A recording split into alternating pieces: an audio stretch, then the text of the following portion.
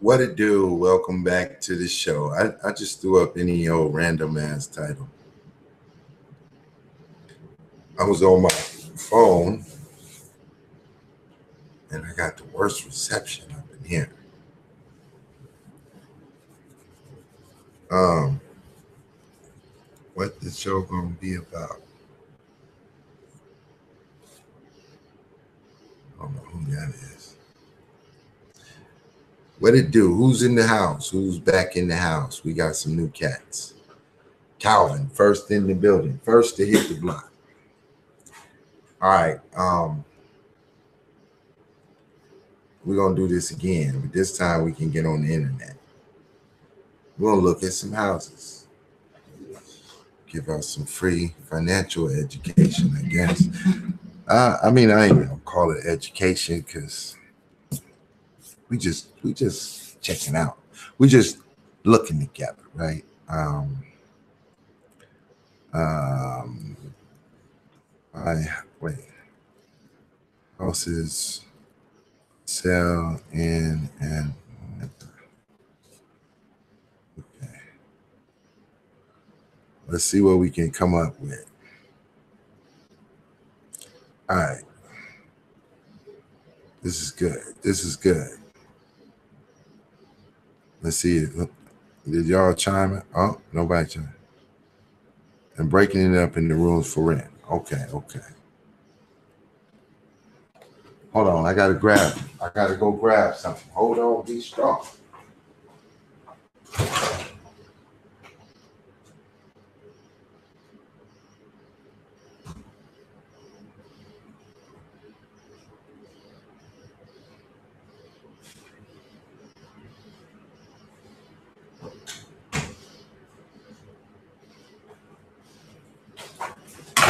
All right, I'm back. I'm back. I'm black. Hustle with the gangs. The gang. It looks like everybody ain't chimed back over. They still trying to figure out what happened to my last stream, huh? Okay.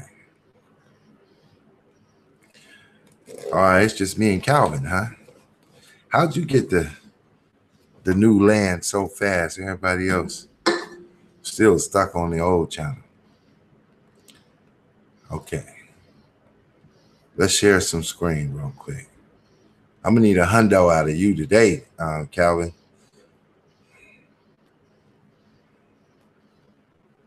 What price you going for, Calvin? How much you want to spend? Huh? Because I'm about to show you how. Just off the internet. How much you looking to buy for a house that you want to break up? You gotta hurry up and type, man. Let's see. This shit is not worth none of this shit. Maybe this one house. It's ugly. Ugly numbers. 200,000. Okay, we got you. All right. So what you looking at? I mean, you already know, Calvin, because you know the area. But primarily, the map is the Metro Atlanta. Atlanta being right here in the center, right? That's the center. Now we're gonna move north, and when we go north, hold on, damn, what is it tripping on? Why is it? It's like tripping. Okay. Well, the first problem is 200 seems like your top number. Let's take a look at some houses. Look what they want 500,000 for. This is 450.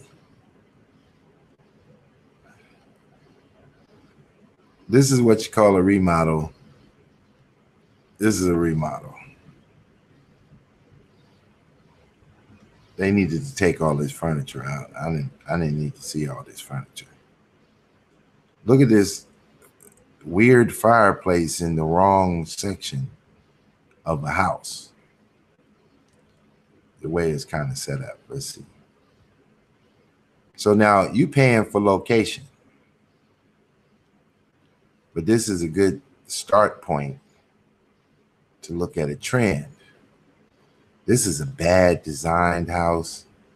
This is an overall bad house. Now, what would be they want 489. This is located in Atlanta. This is an ugly house. Now, assuming you're paying about $1,000 for every 100,000, this is a $5,000 a month house, or we could round that off and say 4,000. We give them the benefit of the doubt that they stretch their payments. This house needs paint. Who wants green walls? All these different colored walls. This house ain't ready for the market. This is an MLS listing.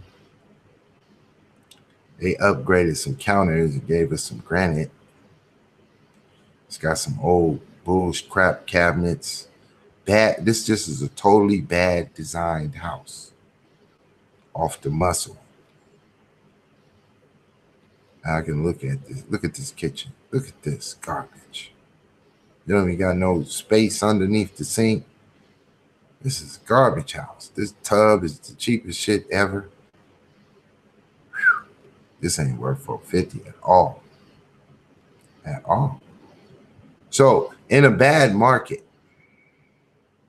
this house quickly fall closer to $250 in a bad market. And even in a bad market, this is still bad for $250. This ain't a $250,000 house. Let's go back and take a look.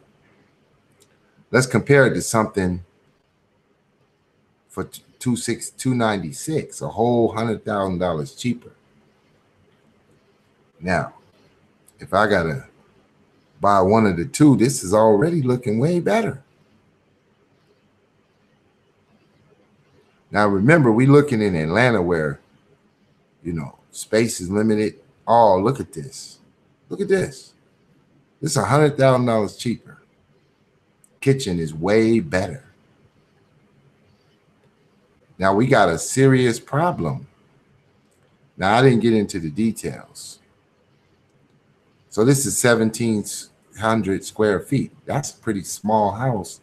Still, that's too much money for 1,700 square feet. In today's market, that might be fine. I give them that the house is better decorated. Let me get the design out, all the way out. I don't know what's going on in this bathroom.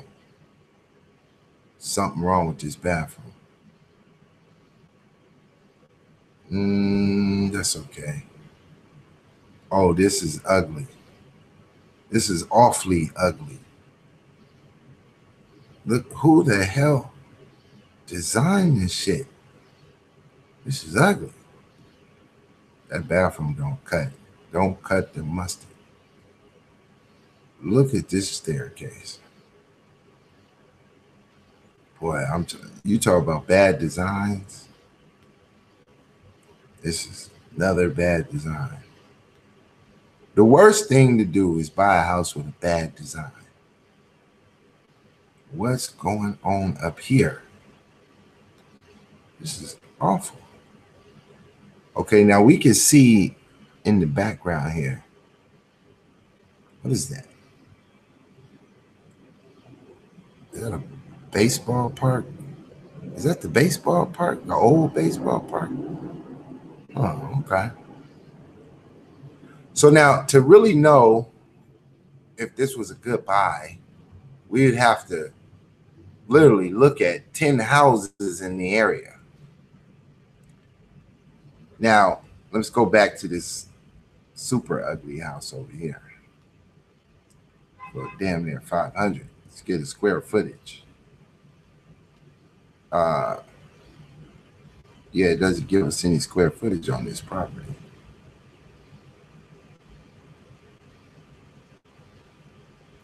single family with a detached. Man, I can't believe this ugly ass kitchen. Let me go back to this kitchen. Let's go back. Hold on.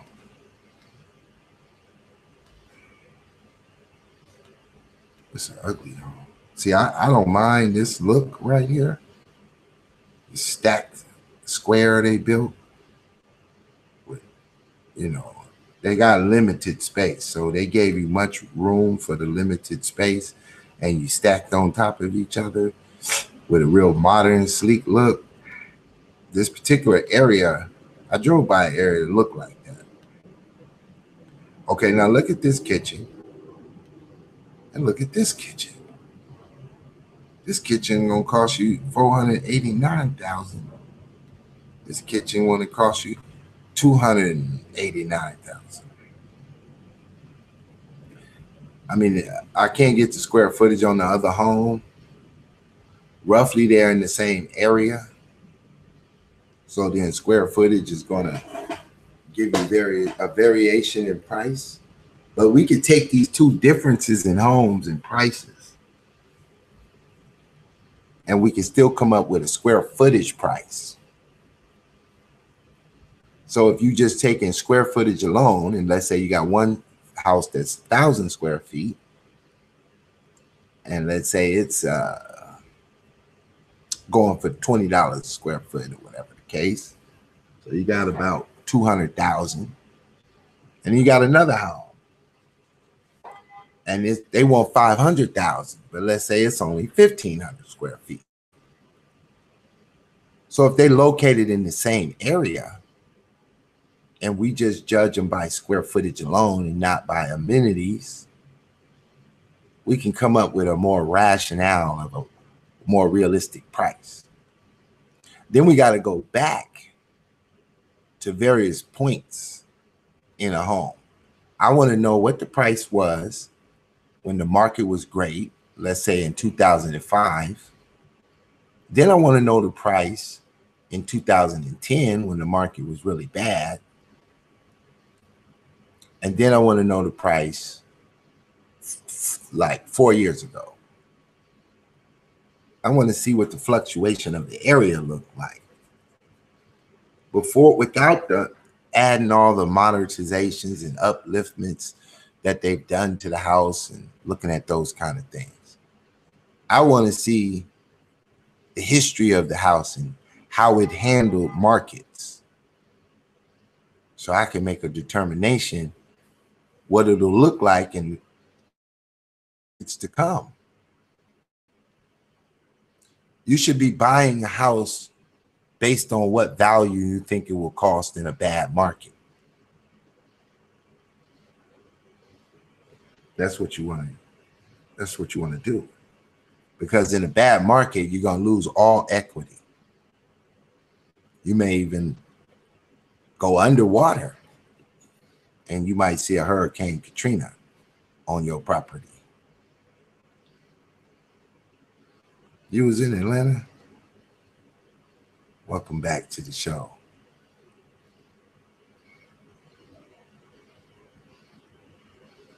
Ariana, you ain't got no subscribers. You ain't got nothing going on over there, huh? I'm going to test you out, though. We're going to crown you with a wrench. What up, Soulfly? Soulfly, what do you think about? Look at you. You got the wrench now. Yeah, flooding and other natural disasters. Alex T, what it do? You just a viewer? Okay, I go for that. I mean, I can take a civil conversation, you know, regardless of the channel. So Calvin is thinking about spending some of that mud, bud, on a property. And this is the kind of stuff I would rather have, like this particular kind of show that I'm doing right now, where we're going to examine a situation and take real life numbers and work them, I would rather do that on a back chat channel, like go live, private, and email everybody the link. Because if you notice, it's just a few of us in here anyway. And if I sit here and do a very specific show where I'm just talking about some business, most of the YouTube followers, they're not really on YouTube for a business aspect. Not this particular crowd. Oh yeah, Alex T. That brother was a friend of mine. I've been knowing since we was 3 years old, and he worked with Ephraim. And at the time, he thought Ephraim was the real. And I tried to tell him, you know, he's like the people that are following Jay right now. It was hard to convince him. See, it's easy to come along later. You feel me? Like after it occurs and get to making all kind of insights. But I knew everything that he talked about as soon as I seen Ephraim Taylor. Mind you, I had the money as well. On top of that, I had he wanted at least 25,000 and a 750 credit score. And I had that easy. But I got it because I was a little more smarter than that to fall for that bullshit. And I'm telling you, at that time, Ephraim Taylor's repertoire was far greater than Jay Morrison. I mean, they had been on Big Idea, Montel Williams, a couple of real shows. He had several million he had built, you know, that he claimed to have had.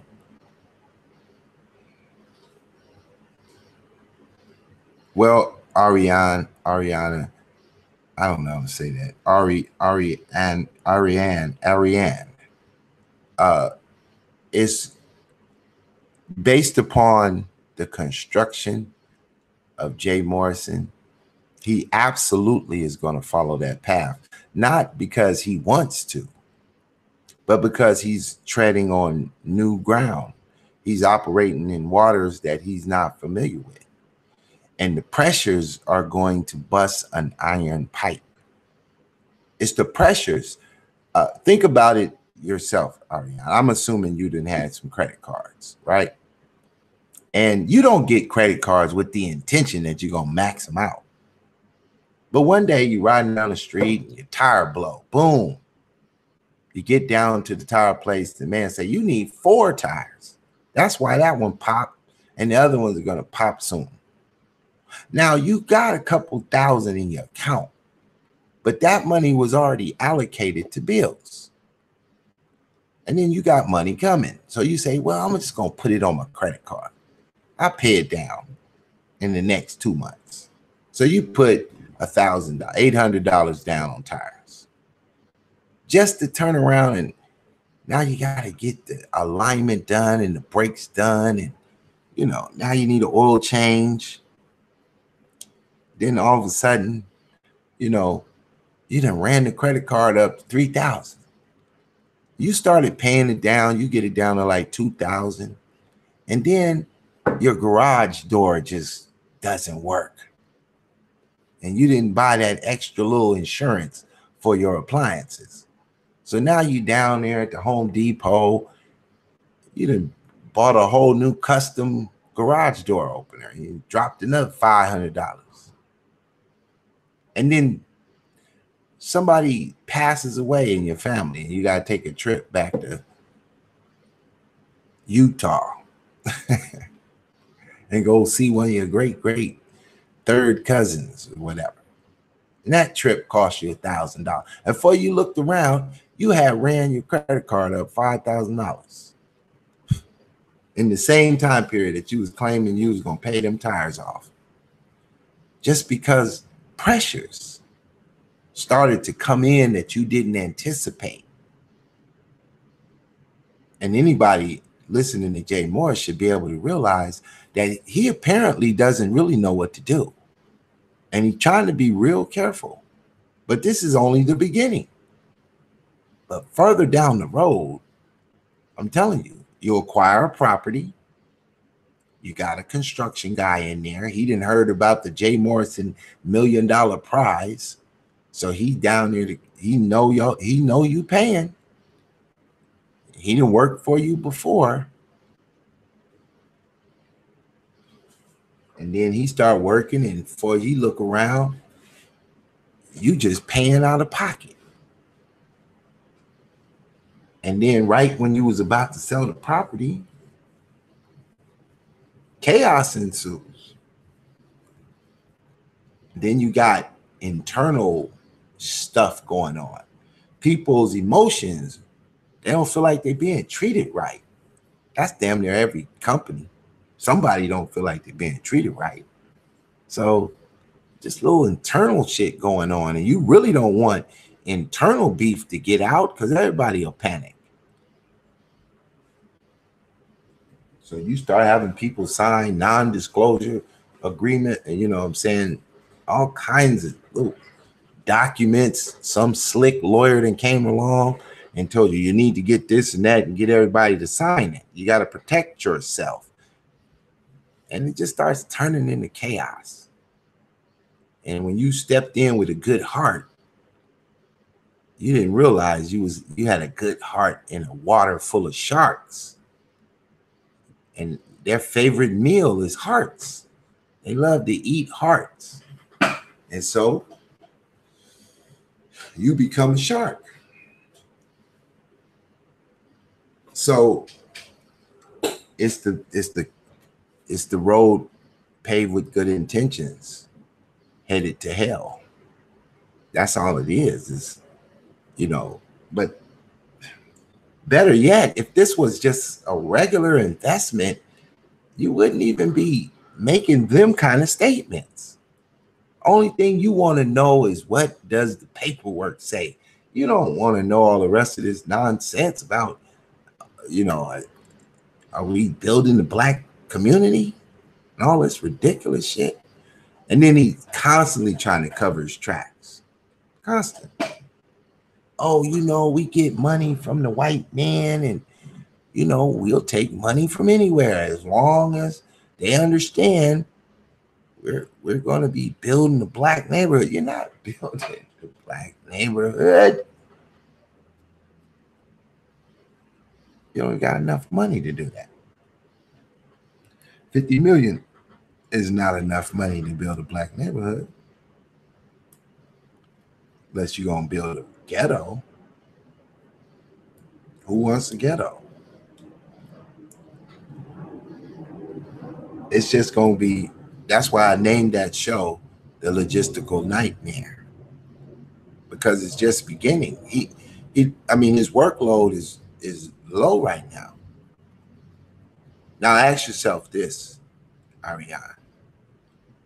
How much of 10 million does he need to put in action in order to see a 30% return on the entirety of the fund within less than a month? I mean, less than a year. What percentage of that would you say? Alex T says 8% preferred, laughing my ass off. That's double speech. It's double speak, Alex T. It's double speak. But I feel you. Orwellian all day. You're absolutely right. Double speech sounds proper, Alex T, but it's double speak. I love that book. I should play some double speak, huh? Just for the fun of it. We should just listen to my man break down double speak. I can't share that enough. Let's see what's going on here. It says, and doesn't he need a political capital to build neighborhoods? In the aspect of political capital, that's only if you're trying to get specific things in the neighborhood. you might need some political play to get certain type of investors. It's funny to me that all of a sudden these billionaire businessmen claim to be impressed. They certainly not impressed with the structure of the deal. They just impressed at how many fools he was able to accumulate in a week. That's what they was impressed with, because they obviously felt that that deal is obscene. Oh, you got the Nellie Fuller book, True Light? Yes, sir. Somebody got me for my main book. I just got my wordsmith guide out here. No. He doesn't have billionaire investors. He has some billionaires that talked on the phone with him. They ain't invest a dime, but they are willing to partner up with his fund on some deals. You know, once again, these people are big businessmen messing around. They messing with white folks' money when they start talking billions. They're fund managers. It's a difference. You're not a Bill Gates. You're a fund manager. It's a difference. You're like a well-trained slave. You're definitely not the owner of a plantation. That ain't the same. I don't believe he collected 10 million. I need to see the bank statement balance. Well, I believe it. It's on the website. I don't know who, changes the number and adds it up and how it's calculated. But if it's based on my understanding of web development, there is a program you can add to your website that as money is being submitted, it'll calculate what's being submitted so that that number is real. So I don't particularly think that, it's not real. I think he had that week, he was on a roll. It was executed pretty well. I mean, he went to all of the shysters in 1 week. He was on Vlad, he was on Tyreek, he was on Boyce Watkins, and several other places online that had large followings. I wonder if he went to Tommy. I don't know. He could have went to Tommy. I'm not sure. But just those channels alone, if you can hit all of them in 1 week, they have enough idiots following them that just give them ridiculous amounts of money. And as my partner came on and explained with Ephraim Taylor, under Ephraim Taylor's deal, you were just redirecting an IRA account or a money account that you put together under some LLC, and then that LLC purchased the property under Ephraim Taylor's control. But you still had paperwork. But the problem was he wasn't buying real estate. He was stockpiling the money.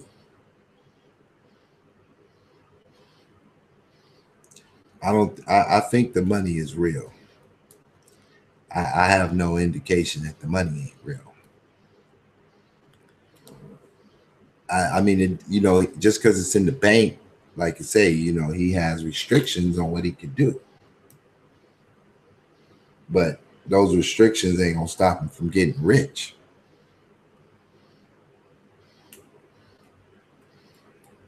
But for some reason, you don't think the money is real, okay?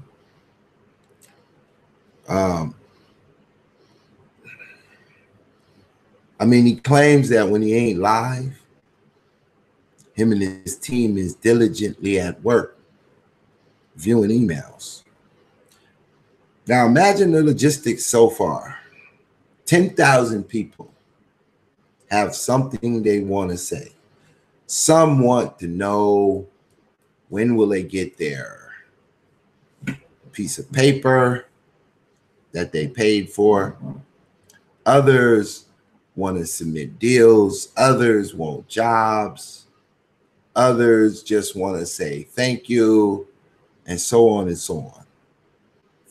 Let's just assume 30% is actually emailing him about something. And we're going to say every other day or once a week. 3,000 emails a week. Somebody has to click on them and see what's going on in the email. Apparently, many of them don't know how to send a professional email, so the construct of the email is already a headache to read because they didn't go to college and learn how to write an email. That has to be real. Otherwise, he'd be fucked already from the SEC. So he is being monitored by the SEC post-filing. Yes, it's a regulated fund. So to a degree, yeah, he's being monitored, although it's not a physical person looking. It's under scrutiny and they can go look. But you got to give them reason. Certain alarm bells got to go off. They got too much to be monitoring to just be looking at everybody every day. So if there's no issues, there's no need to look too hard. But they do have the ability that should they want to look, they can go look, see what you got going on. So everything has to be reported.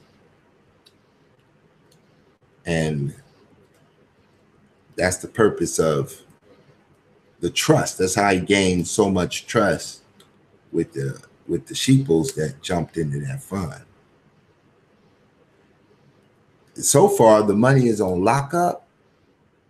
So you're really not going to hear a complaint until June 1st, 2019, when he's going to have to report. Now, he may come back and say, we haven't done so well. And then he's going to give you financial news about the market. And he's going to say, well, people are suffering across the board. It's not just us. And he's got cap for them. So he'll come up with the proper conversation to keep him off his tail for a little while.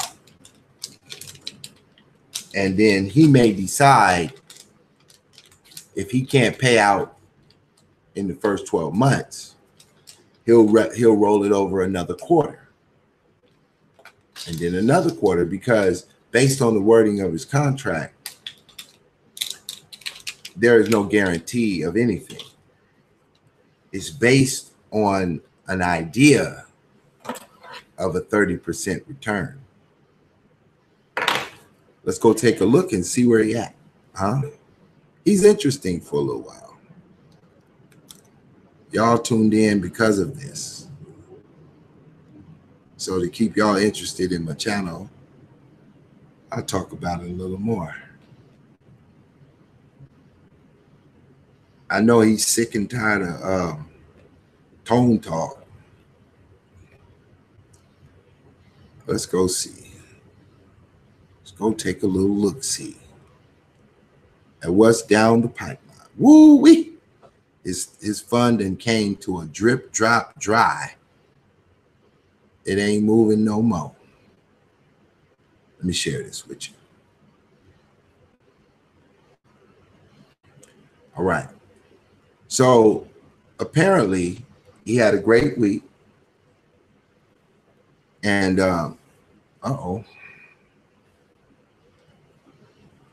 so he's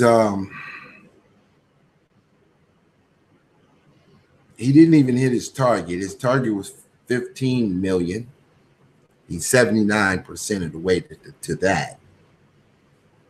And you got 329 days left, and you got 11,546 investors, right? That's roughly about $1,000 a piece. It's roughly about $1,000 a piece. On average, everybody put about 1,000.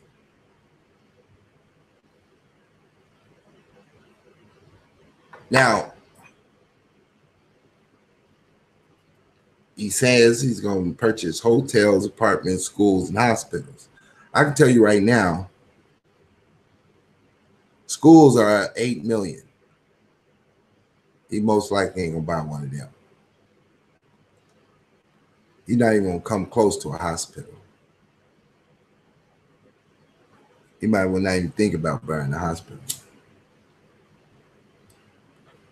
Apartments, it's a lot of those out there he could work with. Now, he pretty much got to invest in a wholesale wholesale market. I don't know why my screen keeps flip-flopping. I would like to get to that breakdown. That breakdown should be easier to view. I don't know what's going on my computer here. It's doing the twerk. It's doing the tweaky twerker on me. All right. Maybe it's loading. Let's move slow. Restore your community. Hashtag buy back the block. My computer doing twerking moves. I'm gonna have to come out because I don't know if that shows up to y'all, but on my end. Yeah, okay. Yeah, I'm gonna have to stop sharing the screen. It keeps blinking. I don't know what that's about. But it's still working. It must be I need a new computer or I need to service this computer. One of the two. Well, I can't share it with y'all just yet until my screen stops flipping, but I'm gonna go and try to find, so you can monitor your investments. Welcome to the Tulsa Real Estate. I guess you got to actually log in and have an account. And if you want to monitor, I won't be able to monitor because I didn't want to pay $500 for a piece of paper. They selling pieces of paper for like 3 cents in Buckhead. You know what I mean? Let's see. It's not really anywhere. Oh, you can submit a deal. So he got frequently asked, how much money can I make off an investment? He says, hypothetically, if the fund attained, here we go. Let me show this. I hope my screen don't blink all the way through it. If it does, y'all not supporting me. I got to try to hustle y'all out $20 or something. All right, I'm gonna blow it up. Try not to touch the screen. It says, hypothetically, if the fund attained a 30% return, you, the investor, would receive a preferred return of 8%. The remaining 22% would then be split 50-50 between the fund manager and the crowd. Now, see, he doesn't completely go into where does that go. So does he put this other 50 cents back into the fund, or does he send you that money as well? Let's see. Can other races join the fund? Is there a minimum age? Will Treff be solely invested in real estate projects? What is the maximum dollar? What is the risk associated with the investment? Or is my investment guaranteed? As with all investments, there is a level of risk to be weighed against, hold on, the potential return to consider when purchasing shares of any kind. However, Treff investors receive an 8% preferred return before the 50-50 profit split between the fund and its managers. He went a little deeper. That 50-50 is split with the managers. They all get a cut of that, boy. They can't wait to sell something. Get paid. Is there a way for me to set up a dividend reinvestment plan? What markets will it toast? What type of real estate projects? Whose name will the properties be held in? All properties in trust projects will be held in a special purpose entity, which would be owned by the Tulsa Real Estate Fund. That's who owns it. May I submit a property for investment consideration? What is crowdfunding? What role did President Barack Obama play? In 2012, President Obama signed the Jumpstart Our Business Startup Act, or Jobs Act, into law. This law is intended to encourage funding of small businesses in the United States by easing many of the country's security regulations.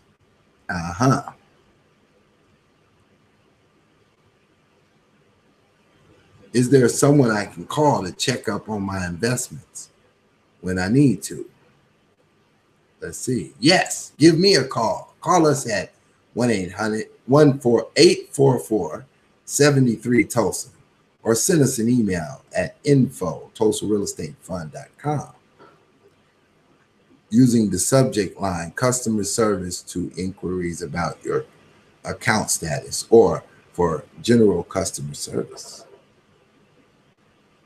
How do you know who's purchasing shares? What are the fees?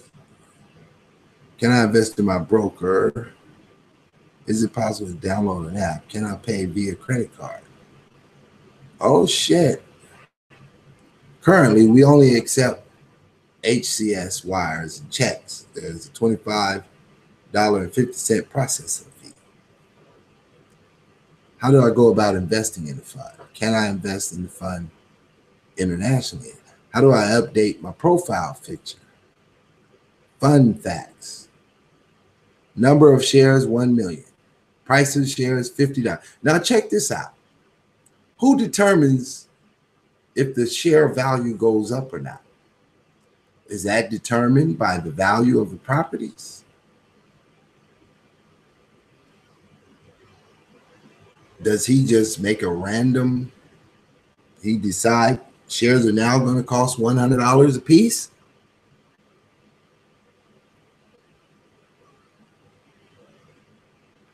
I don't know. It's not being traded on the market, so usually price is based on supply and demand.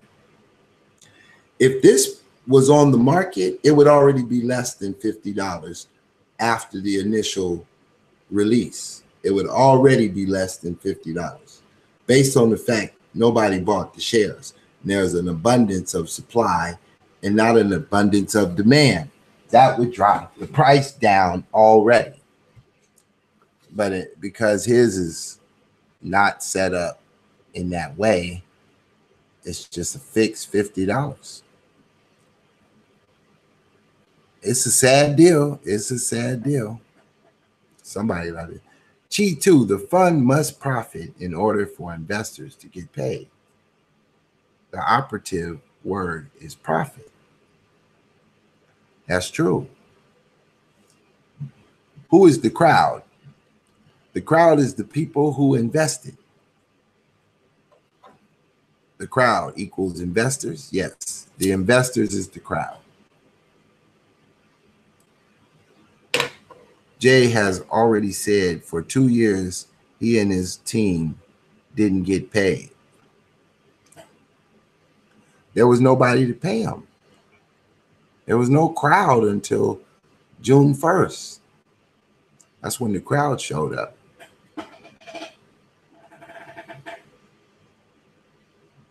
Obviously, if they haven't made money in 2 years, they certainly ain't gonna make money in a year.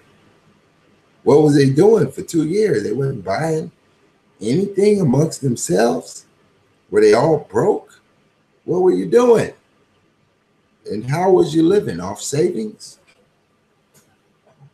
There's no market maker. You need a market maker. That's true, Miles Walter. He is the market maker. Can he recoup? Can he recoup? No, he cannot recoup based on the fact that the crowd gave him some money that he can only go along with the agreement. And what the agreement says is that 5%, which is not clarified upon what I've read, when that 5% is taken. Is it taken right off the top? Does he get 5% of 11 million for working with the 11 million? How much would that be? 5% of $1 million would be 50,000. He would have $500,000 to work with off the rip. He's already in the hole. That means that his investments start off in the hole if he take his 5% up front. That's 500,000 that's not going to be allocated to any investments. So the fund is already down $500,000 based on the wording of that. Now, if he takes that 5% in the future, after profits are returned, is he taking 5% off profit or off the totality? I haven't even read any documents that clearly explain that thus far. It might be somewhere on the site, but I haven't found it.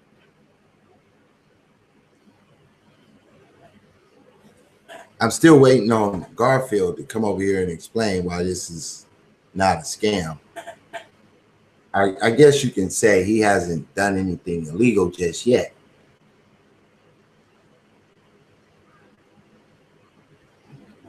I wonder, would he agree if this was a good deal or not? Is he ever going to purchase? See, if you don't put your money where your mouth is, so we can laugh at you down the road, it really don't matter. Realistically, he can fail and still parachute to safety. The academy is who he used to invest. Well, the academy is not in any danger of failing at this point because the academy is now funded by the Tulsa Okarilla State Fund through osmosis. Let me ask you a question. Let's say he found a sweet deal. He ran into somebody, some big time gangster in the street who owned an apartment building outright, cash. But it needs some work and he needs some money. And he willing to let it go at 40% the value. Looks like it only need about 15% worth of money to bring it back up to par at a total of 55%. That's a sweet deal in the market. That's the kind of deal Calvin looking for. Well, ask yourself, if this deal was, let's say, a $500,000 deal, do you think he would rather buy that with his own pocket and just push that deal to the side? Or would he initiate that deal with the fund? Let's assume it's a few years down the road and he's cashed in $1 million and a sweet deal came on the table. He has the choice as the fund manager to decide if this deal is good for the fund or not. And then he has the choice to decide if it's good for J. Morrison, LLC. If he buys it under J. Morrison out of his own pocket, it'll never be heard of and never be posted for his fund. He'll say, hey, I didn't think that was good for the fund. Or I found that on my own, and that was just a deal I wanted to purchase, you know, for me and my family. You'll never know about it until you look up his company and find out what kind of holdings his company has. This is how it works. So what happens when he has his first bad deal? What's the relationship between a partner he may have acquired in a deal that went sour and his future investments?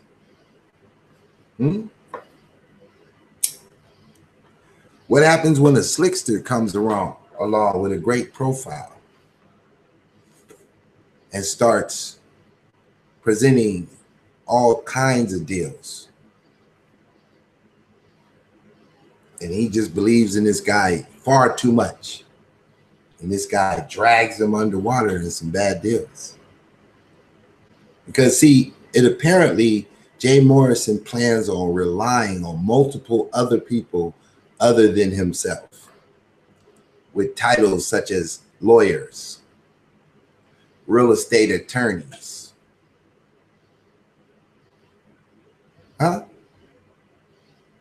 Everything Jay Morrison does would have to go absolutely correct in order for this to be a breeze.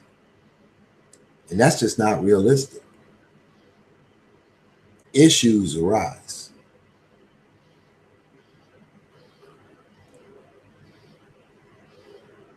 Anybody in the room invested in Jay Morrison prior to knowing any better? And now you're watching other channels just to hear the other side? Anybody? Anybody brave enough to tell us? Yeah, I fucked up. I sent them my mud, bud. I guess not, huh? Either you're too ashamed to admit it, or you didn't have no money to begin with.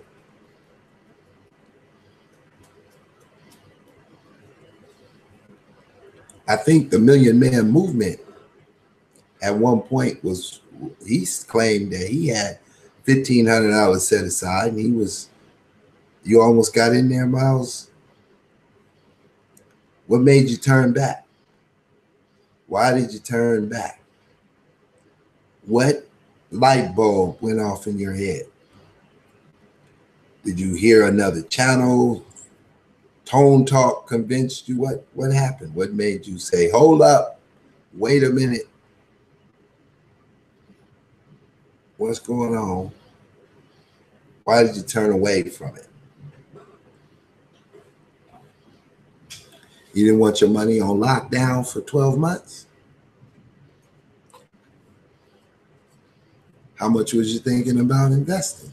1,000 or 10,000? I wonder. Well, anybody besides Calvin plan on buying some real estate in the next 12 months? Does anybody listen to the Tone Talks? Then your channel came up as a suggestion. Yeah, Tone Talk did put a few tough questions out there. Been hooked ever since. I guess I'm going to go deeper on, you know, since a lot of you came along through this Tulsa Talk. We're going to move. I mean, y'all apparently have an idea of investing. So apparently you was ready to invest in property. So what happened to Tone Talk? So Fly, how did he, when did he turn idiot? He gets all the views on the subject. I mean, I'm looking over at his channel and he got 20,000, 10,000, 15,000 views. They won't come over and watch Pit Boss. I'm surprised I even got it in the suggestion box.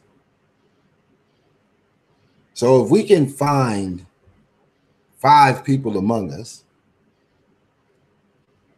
who all had ideas of purchasing real estate, let's go deeper into real estate. Mind you, Pit Boss at one time held a real estate license and at one time did mortgages.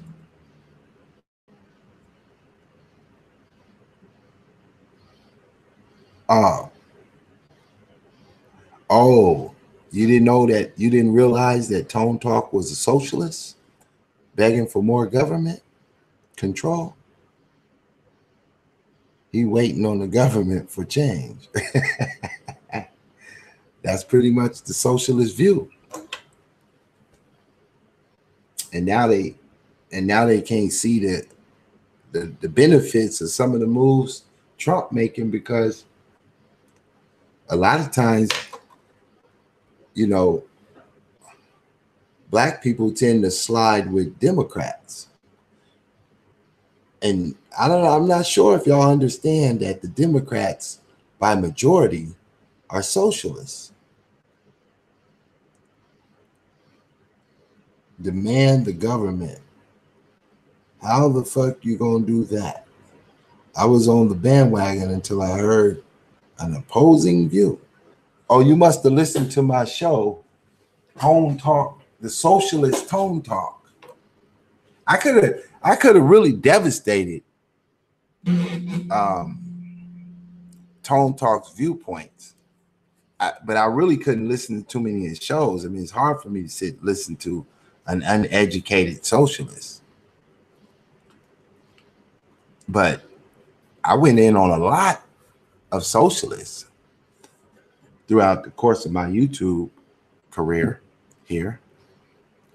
And I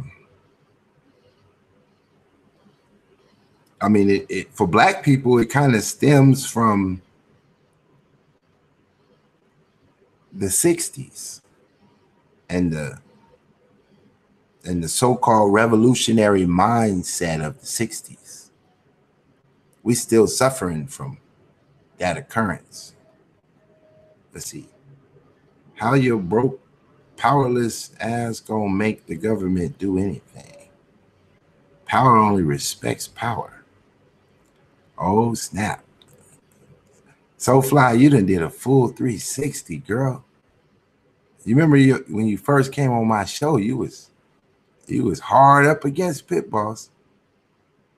It didn't take long though, huh? Let me see if I could find, because I don't know. I've been driving all day. I'm kind of burned. Let me see if I can find one of my shows on socialism and kind of let y'all peep what I used to do on this thing. I'll let you listen to the audio, a little bit of it. I won't bore you with it, depending on the show. Let me see what'll pop up. I got a couple channels, so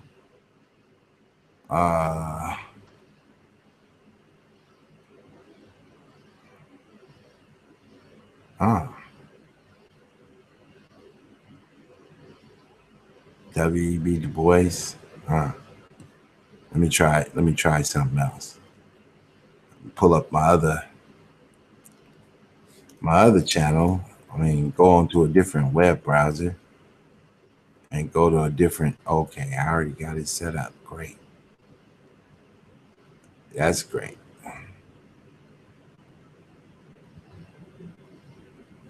Hold on.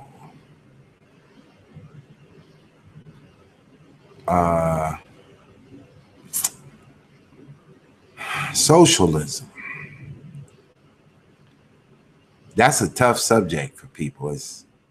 It's so well hidden, the way that they deliver the socialist viewpoint these days. People just really don't seem to know what's going on when it comes to it. Oh man. All I have is my debate. Y'all want to hear my debate versus a socialist? It's kind of long. Let me see. Should I do a rerun show and play this debate I had with it? The guy came on the channel the other day, but we had a debate a few years ago between Pan-Africanism versus socialism. Some of y'all new tubers might get a little kick out of it. I'm not sure. It caused me to be able to fall back in my chair and just read the comments. Let's play a little snippet. Let me try to find the point where I'm gonna let the socialists talk, then I'm gonna talk. I'll play a little snippet of the show. That we're playing in. This is a system. Okay. I will want to do for self also. If I can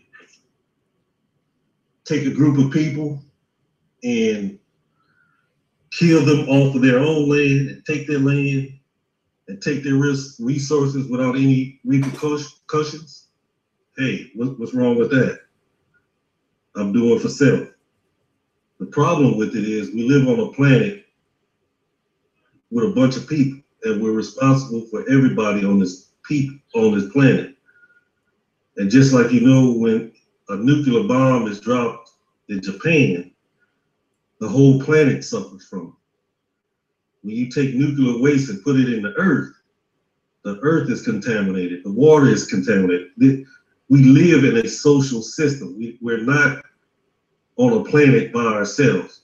So we must relate to each other, relate to each nation in a way that not only betters my own life, but the life of everybody within my community, my nation, and my planet. The next thing with Booker T is he was a great man, somebody that should be looked at. But Booker T does not have the answers when it comes to the resistance of African American people progressing in this country. He says do for self, but when you're doing for self, if somebody trying to blow your head off, what you do then? When you're subjected to psychological warfare, chemical warfare, medical apartheid, when you have all this resistance to your success, to your progression, it's time to reevaluate your strategy. It's time to reevaluate your tactics, because now you're starting to see, wait a minute, I have a serious enemy. So I don't think there's no problem with doing for self, but whenever we try to change our entire community, there's always resistance. It's not just, okay, I'm gonna go get a job, or I'm gonna start this company, and I'm gonna be the most powerful person within this field that I am. Say I'm gonna be, I'm gonna redo the roads. I'll start off as a mom and pop shop. And then my company becomes so big, I'm starting to win all the contracts around the world. Well, do you know there's going to be an entity that comes up against me? And it's not going to be free market.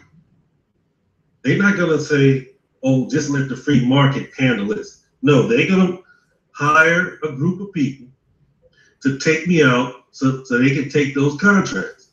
Or they're going to go to the federal government and try to have a case against me that takes away my company. So it's not just business. It's economics, it's politics, it's security, it's health. It's an entire plethora of different systems that I have to be in control. The more power I get, or the more power we get, the more or where in those different social areas we have to be. Because the European just doesn't look at the free market. He looks at every advantage he can use to make sure he takes control of his land, his resources, and the fruit of his labor. Even if it's in some type of social setting, if it's in the free market, however, he's going to unify himself with someone to give himself the advantage. So we can't just think like my dad used to listen to Rush Limbaugh all the time. And Limbaugh would say, you have to be a great individual, and it's all about your individuality and your personal success, and all this Les Brown, rah-rah type of talk. You could be the best that you can be and just go out and get it. Yes, as an individual, this country opens the door for great individuals. Michael Jordan, Oprah Winfrey. But let Michael Jordan go to Detroit and say, I'm going to turn Detroit around and build schools that makes leaders out of these children. They're going to say, wait, hold up, Michael Jordan. I need you to know that we print the money you have. We make the system that you enjoy, and we don't want that to happen because we like low wages. We like the prison industrial complex. We want to see Black kids go to prison and work for free. Now, we give you the 20 to 30% that can be successful, but we need a slave labor. So don't go messing up our system. And this is what we are facing.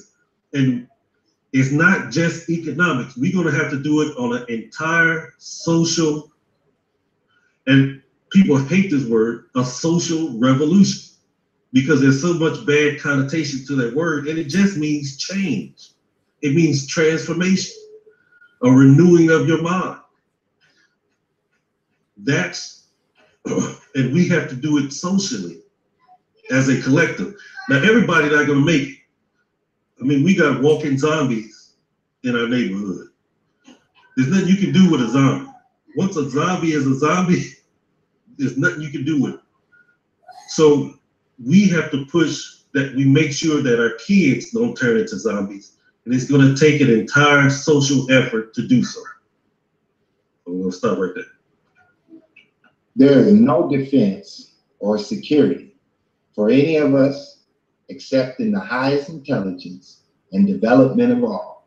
If anywhere there are efforts tending to curtail the fullest growth of the Negro, let these efforts be turned into stimulation, encouraging, and making him the most useful and intelligent citizen. Efforts or means so invested will pay 1,000% interest. These efforts will be twice blessed. Bless him that gives him that takes. There is no escape through law of man or God from the inevitable.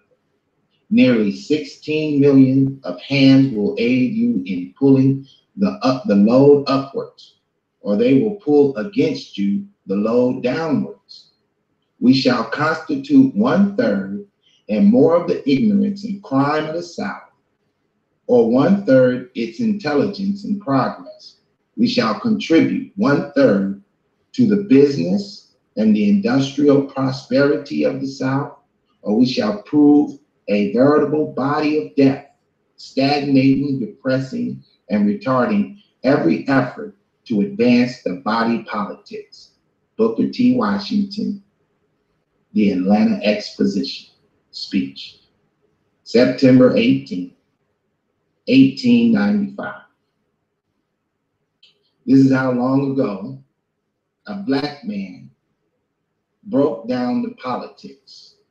Black people were in the South in large numbers. The South is where the fertile ground is. It's where the economics of the building of America, the heartbeat, was. Booker T said, cast your buckets down where you are. He mastered the understanding of politics. What he did was the greatest damage to white supremacy. Not to white people, but to white supremacy. The system of control and dominance over another. When you make masters of men, there's no way for another man to master a master. And what Booker T did was make masters of men. This was the threat to white supremacy. You don't have another threat to white supremacy in form of ideology. Booker T, they call this the compromising speech. And what was he compromising? White folks didn't want black folks to enter into politics. So he compromised. He said, we won't enter into politics. We'll go ahead and we'll become masters of our trade.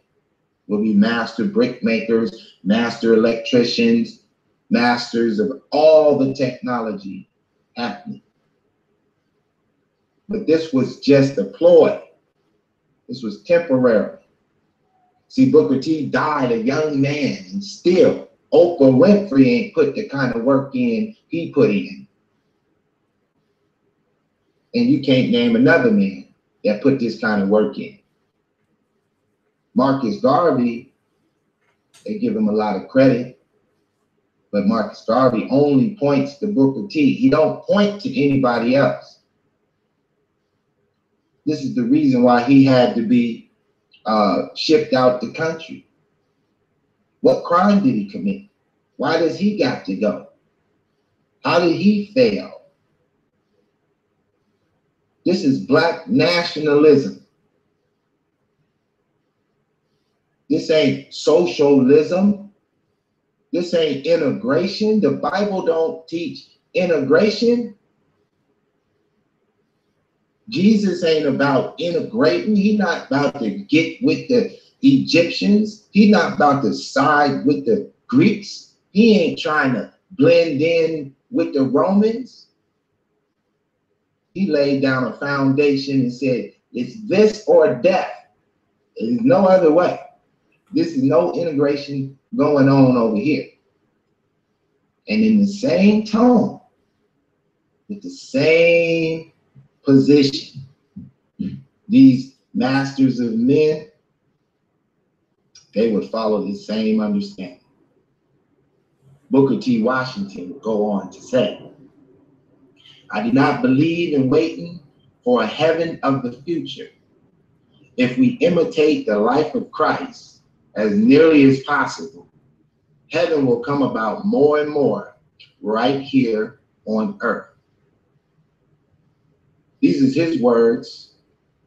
He's not waiting on a heaven of the future like they preach to you today in church, some of the churches. Being like Christ is following these laws which lead to self-determination, do for self-policy. They put this forward in the message. And thus, it was a threat to white supremacy. At the time, white folks don't have a problem with black folks learning how to play the piano, singing. They don't got a problem with you dribbling a basketball. What they got a problem with is if they need a brick, they got to come to you. What they got a problem with is if they need their house wired up with the electricity, they got to come to you. That's a problem. The problem isn't how we're going to divide the land. The problem is if you want some cotton, you got to come to me. This is black power. That's what you have to be. Masters of men.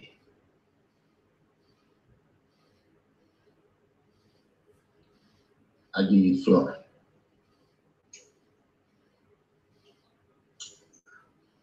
All right, I think we kind of, excuse me, got a little chest cold. Laid out our groundworks. My last thing would be who carried on Booker T. His ideas was awesome, especially for his time. But in critiquing him and Garvey, they underestimated their enemy. They thought that if they just had supernatural ethics and morals, spoke with the highest eloquent speech, outworked, and Du Bois also, that they would be accepted into this society. Du Bois, later on in his life, moved to Ghana, and that's where he died, understanding that it's about social power. And when dealing with power, as Amos Wilson explains,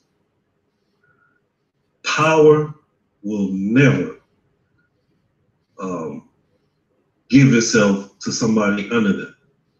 Nobody in power will ever do that. If I'm in power and you want me to make you my equal, I will be a fool, because it's very hard to be powerful. And only a few people has ever gotten the position of power. And so when you get there, you just don't give it away. So in a struggle for power, the only way you get peace and balance is you become powerful yourself. And the only way we can do that, especially in this nation, is we have to socialize our way across ethnic lines, across religious ideologies, and do what Booker T said. We're going to have to work ourselves out of this situation. Our ancestors worked so hard, they made the United States the most powerful nation on the planet because they worked hard. We're going to work just as hard to make ourselves equal.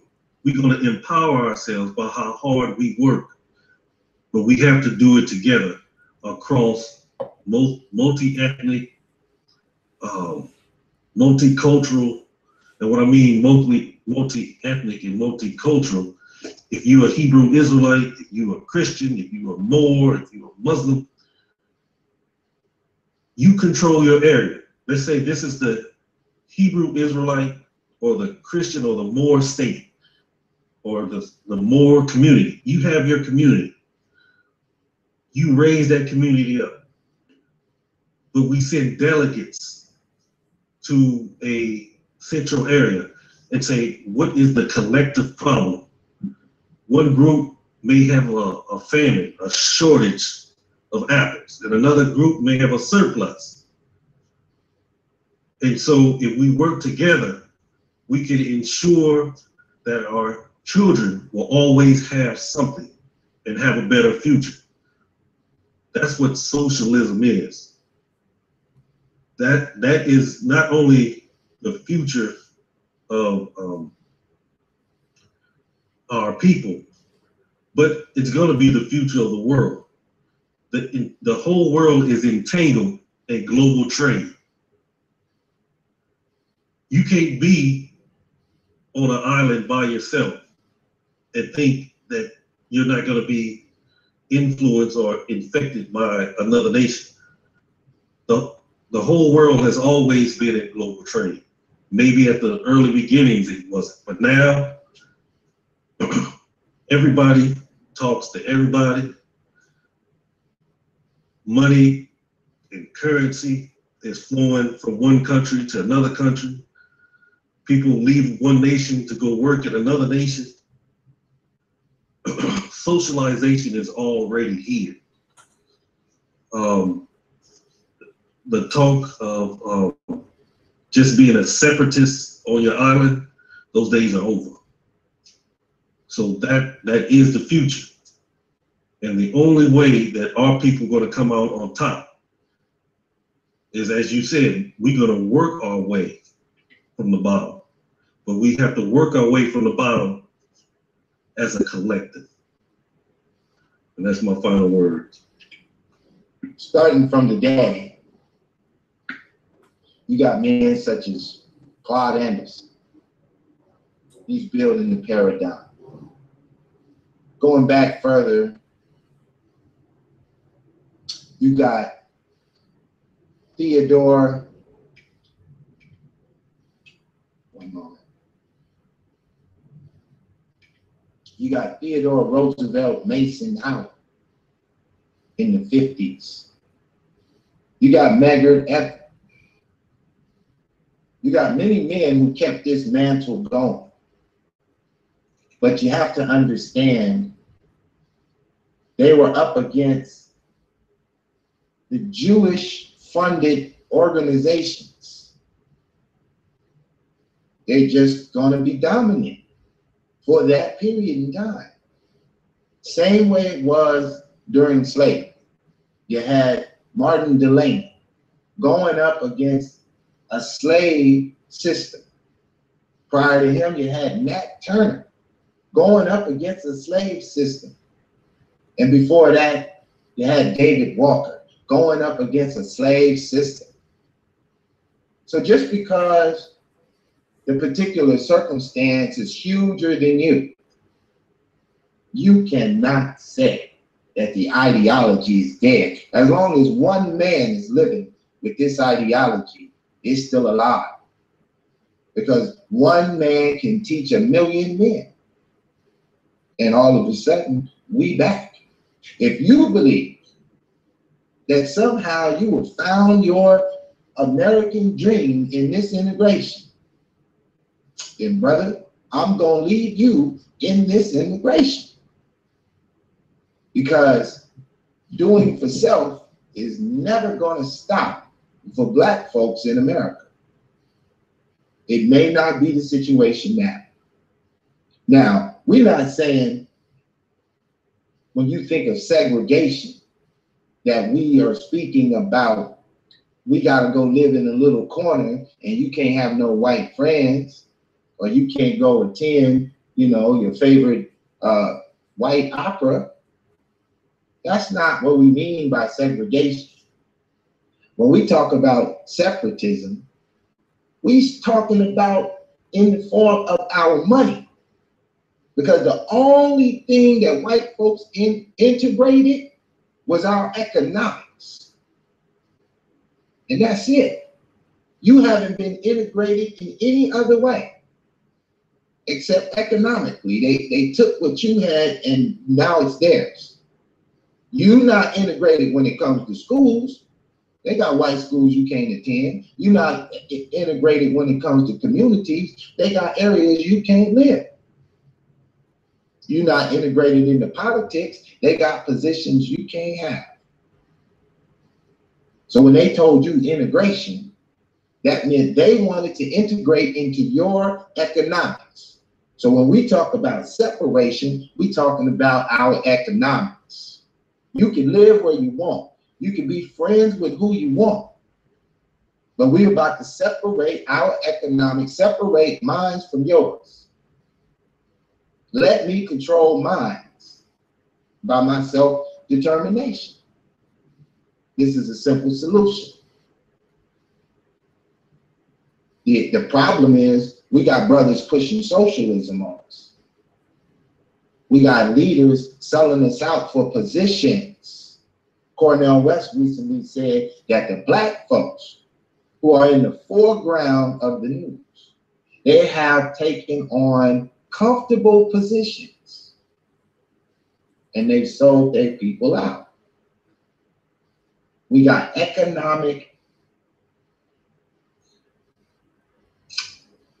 analyzers who have broke down the numbers, such as Claude Anderson. And he said when you were freed from slavery, you had 0.5% of 1%. And to this day, you still own 1/2 of 1%.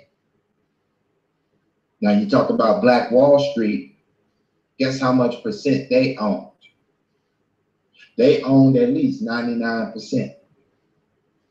They owned the land, the factory, the supermarket, all of it. Now you ask, where does the concept of this Black Wall Street ideology come from? Do we get that from Booker T? I think so. Why was it able to go down at that particular time? Because at that time, white folks didn't want to look at you. And they told you, go over there. And we don't want to see you. And so you had to do your own thing. And having to do your own thing, you did it quite well under the circumstances. And once the white folks seen what you was doing and how well you did, they decided that this has got to stop. This is a threat. And so the planes flew over, the bombs dropped, the cars came in, the shots rang out, the gas got spilled and the fires blew up. And all of a sudden you was integrated. And now you happy because you love socialism and integration. And you just want to teach it to your kids. Why is it that in 1950, for the Brown and Board of Education, who was promoting this idea that we integrate the schools? We're not better taught than our grandparents. We got laptops and Google and the rest of it, and we still don't know a damn thing. Because these people who control this society understand you cannot let a free slave be in control of his own economics. The Jews are masters at promoting integration among the Goya. You might have to Google that if you want to know what a Goya is. But not. Say it again. Or Goyim, which most Goyim nations.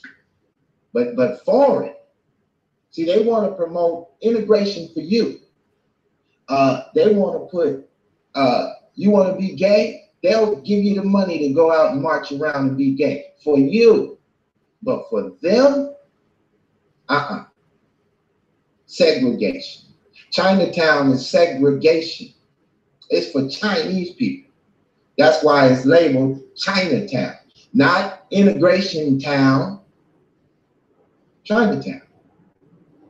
You got Little Italy, not Little Integratedly.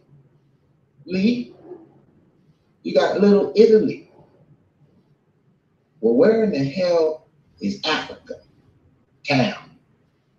Where in the hell is Black Town? Where in the hell is Negro Town? It don't exist. Because you want to propagate integration. There was never a time in the idea of dealing with white folks that we ain't been dealing with white folks. Wait, hold on. That's a straw. I don't promote integration. I just want to bring that up. You want socialism. Socialism don't lead you to self-sufficient. No, I'm going to need a group to ration out my breakfast in school. So let me ask you a question. Are y'all winding down? Can I come in now and ask both of y'all questions? And sure can. Okay. So in the spirit of solidarity, I believe both of y'all are talking about two sides of the coin, right? Now, let me say this, when we talk about socialism, or as has been talked about here on the show, are we talking about the principle of socializing amongst blacks or amongst other nations? Who are you directing it to? It's really to Niami, and whatever he said, you can bounce right off of it, because this is with the African communities, and that's it. Okay. So now, when we're talking about doing for yourself, Brother Pit Boss, are we talking about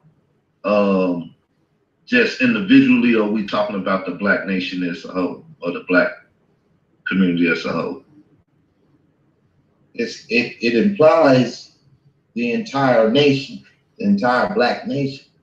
Do for self, to be self-sufficient.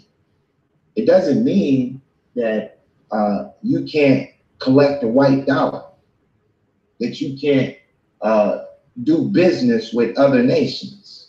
That's what statecraft is about. Okay, so could y'all see where those two statements that's been made here today for us, do for yourself and being social amongst each other, is basically equivalent to each other? And if y'all don't, could y'all explain to the audience how you see the difference in, you know, being social amongst each other, having a social mentality amongst blacks, and blacks doing for themselves as a nation? Do y'all see differences, or could y'all, you know? What I see is the Pit Boss has taken the propaganda stance that I'm saying I'm pushing welfare, affirmative action, which I have nothing against those programs, but those programs are only programs. They're band-aids on a bigger problem. They're not going to solve our problem. They're not going to liberate us. When I talk about socialism, it's what I'm talking about. If I take my personal money and buy some land, that's my land. I can hire whoever I want on that land because it's mine. It's my personal land. But if I collectively put in with other people and we put in the same shares, we should get all the same profits. That's better for the entire community. If the community does that, if, like, I'm involved with we're in the planning stages now of a co-op, a grocery co-op, where we're trying to get the community to come out to invest time and money, even if you got to put in $1 share, that whenever the neighborhood store makes the profit, the whole neighborhood benefits, instead of the man living in New York City with his big Fortune 500 Walmart corporation getting all the profits, but nobody making no money in the city. That's socialism. We're not talking about handouts. So at this point, can you say that's blacks doing for blacks? Built for us, by us, and, you know, capitalize off of our. Yes, I would. So that's blacks doing for themselves, or the community doing for themselves, which you would say is socialism, right? Yes, by definition, African socialism. Okay, all right. So now, Pit Boss, do you agree with these, you know, points, or do you disagree on some of them, or do you have another viewpoint? I believe that he's just confused, and he's blending ideas and giving them the wrong labels, is where I think that he's at. These issues are well laid out by various people. You know, if anybody who's listening to this show and they find it, the concepts interesting, and want to understand socialism and communism and various things. First of all, Karl Marx, this is the guy that he posted, Lenin. These were communist socialists. This was— I didn't post anybody. I didn't post Lenin. You posted Kwame Nkrumah. Exactly. So if you go to Kwame Nkrumah's Wikipedia page, if you have to, and get where his ideology is, you'll understand that he follows Lenin. He was under this socialist communist ideology. See, this occurred in the 60s, where among Black people, the Karl Marx, Mao, Lenin socialist ideology was thick in our community. And this is what we teach. How did it get there? Because this is not a Black thing since slavery. This was never our dilemma, socialism. We was either we were Black nationalists, abolitionists. These was the things Black folks was thinking about. Nationalism. This socialist ideology was instituted right along with our liberal arts ideology. And this is where I believe that he's just somewhat confused. I don't think he has any bad intentions. I just think he needs to be pointed towards a little more literature that he could examine. Okay, but what he has bought into is the propaganda. I study revolutionary ideology. People that fought in revolutionary wars that have revolutionary ideology. Names. Give me the names. Name these men. Okay, Kwame Nkrumah, Sekou Toure. All right, so everybody you naming is a communist, Marxist, socialist. And you talking about propaganda. See, that's the propaganda. It's not propaganda. These men tell you, do you know that he won the Lenin Peace Prize? Is that a propaganda, or did he really win that? Let me show you something. This is a book written by Kwame Toure that lays down his plan. Okay. He is not a Marxist. He has his own ideas. He is an African revolutionary. They have their own mind. Listen, it doesn't mean that you can't have an ideology and be a revolutionary. You can be a communist and be a revolutionary. We're not saying you can't be revolutionary with a specific ideology. That's not what we're saying. What we're trying to make you understand is what is a Marxist ideology. What is it? You keep telling me what I am. How are you telling me what I am and I study the ideology? You are trying to, so that means I can tell you what you are. Yes, you can. Based on who I tell you, I follow. Okay, and I tell you that you are a Ronald Reagan Republicanist. And what did Ronald Reagan believe? Ronald Reagan, who put the drug wars on the Black community? No, what did he believe? Not what did he do, what did he believe? No, see, I talk about what people do, not what they believe. Okay, well, I need to understand the idea that makes you who you are. See, if you tell me, I mean, you just said I'm a Ronald Reagan based on ideology. Yes. So I'm trying to ask you, what is that ideology so I can agree or disagree with you? That ideology is that the Black community should be at the bottom of the class struggle and that white people should remain at the top. And that it's called trickle-down economics, that they make all the profits and whatever is left over to keep you alive, it trickles down to you. Look up Ronald Reagan and trickle-down economics. Yeah, Ronald Reagan is the one that wrote a book on that. Now I can get you some white folks that I'll agree with. If you don't know, I can give you some names. Well, let's go back and backtrack a little bit. That was nice dialogue, but I want to backtrack a little bit because I think, you know, being a third party here, I'm seeing the differences and the sameness within the conversation. So I'm going back to Pit Boss. So the statements he was making about Blacks doing for themselves through a social system, do you agree or disagree with that premise in general? We're not talking about from a Marxism standpoint or whatever. We're just talking about socializing amongst each other and being able to have group economics with each other and whatever Of course, I agree with that, but that's not socialism. Well, based up on the. That's just group economics. Okay.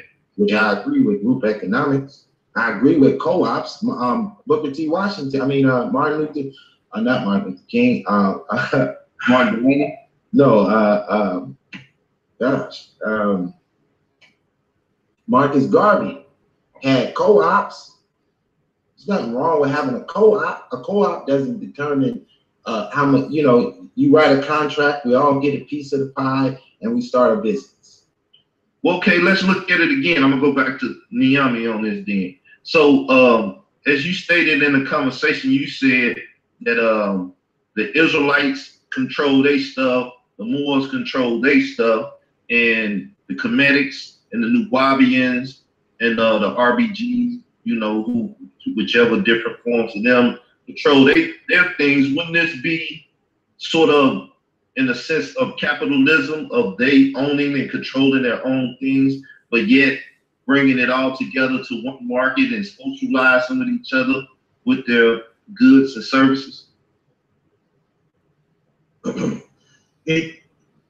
There's never no one thing within a system. You can't come to America and say it's a purely capitalist system when the system was built off of slavery, the completely owning of another person. I mean, the entire system was built off of slavery.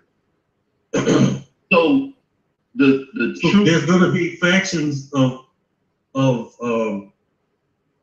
the different systems, but this is the problem. There was socialism before there was Karl Marx. There was communalism before there was Engels, and before all these men. They classified the term and used it for their Russian environment. If you look at the African systems were set up even though they had a king, but the king had councils, and each one of those councils represented a different tribe within their area. And that king had to answer to each one of those council members. So what I'm saying is, instead of having a king, each area have their own representative, and they meet at a council. So what happened? Government system would this be? A theocracy? No, it's what I promote. My son cried. What I promote is a constitutional socialist state. Now, you can, if you don't like the word socialist, you could change it to whatever. It's still going to be when we work together. Like, we won't have, let's say the Moors is just doing well and they get more power, and this other little group, they're not doing well at all. They're in poverty. Do we just say, look, you're not cutting the mustard, we're gonna cut you off, you the bottom of the class, you're poor, you're Haiti, and so we don't care nothing about you? No, we're gonna set up a system that says we're only as strong as our weakest link. So we're gonna make sure even our weakest point are strong. I mean, you even have that in America. People come to America because our poor live just as good as middle classes in other places. And that's a social system. That's not pure capitalist system. Okay. So now what I want to do is deal with this from a biblical perspective. Seeing that we talking, and the conversation did start off with the post in the Fraternal Order of the Pan-African. It started off with Christians and Muslims subverting Pan-Africanism, right? So since that came up, and we're at this point, I want to bring this portion of the conversation out. Dealing with the biblical text, right? Could we all agree that it's a capitalistic system as well as a social system, and the fact that everybody can own land and stuff, and even in the 12 tribes, they own their own portion of land, but then they dealt with a organic solidarity or organic, cohesive message force coming together. And then they also brought their tithes into one storehouse, which was the temple with the Levites who had nothing. So if you look at that system, which is set up on the biblical principles, you know, and doctrine, you have the capital where you could go and do and earn yourself, but yet you have to take a percentage of that which you earn and put it back into the social system of the day. So with that being there, and we talking about America and stuff, we know they call themselves building this off of biblical principles. Can we see now with capitalism, where you're able to go out and earn what you have with your land and this and that, but you still got to take a portion of that and now put it back in the community to take care of the poor, the needy, and those that need it? Is this the type of system that we're talking about we should have and need, or is this not the blueprint? Do you want me to answer that first? Anyone, you can go ahead since you already speaking. All right. Well, you're speaking of the system when dealing with the Levite priests. And in that case, the Levite priests were ordered by God to minister to the tribes. So because of this order, they were not allowed to go out and do for self. So because they're serving that function, now all of the various tribes have to support them. And this is where 10% of what they out working for, the labor that they're putting in, they would give that back to support the group who can't do for self. But those that do for self, they don't need any babysitting. See, in this system, yes, we can have a social order. And as he kind of talked about the title of what he's doing, you can't just change the word.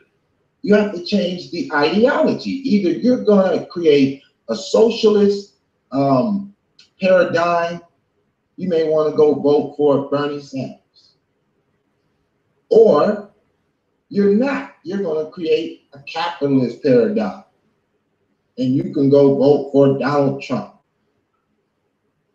Well, it doesn't matter. I mean, whoever you vote for, you're not voting for what black people are doing, no matter which one you vote for.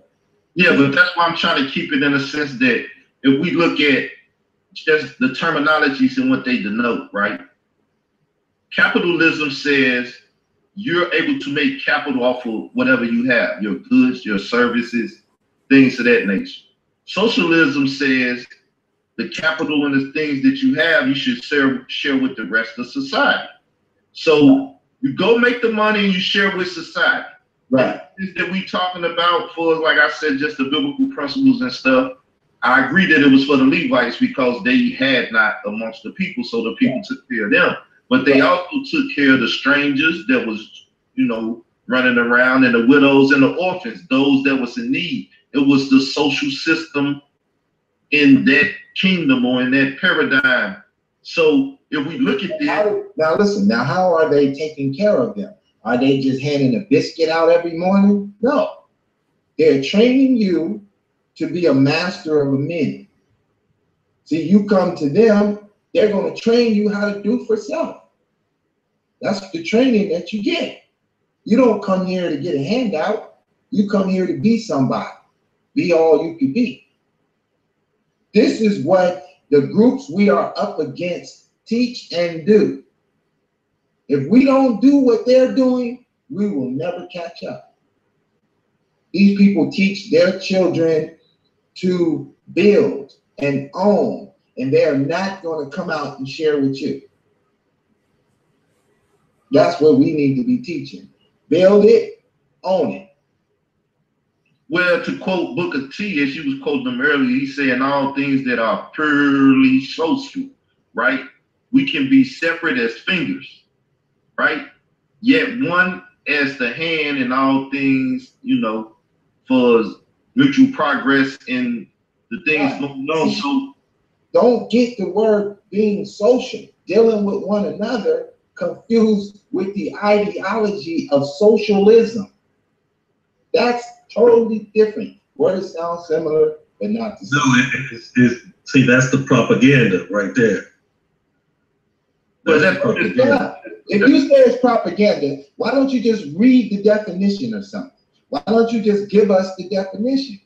Or is the definition in itself propaganda? Okay, I'm gonna get the definition for it. Because suffix, prefix, ism is a prefix, right? No, it's a suffix, my bad. It's at the end, right?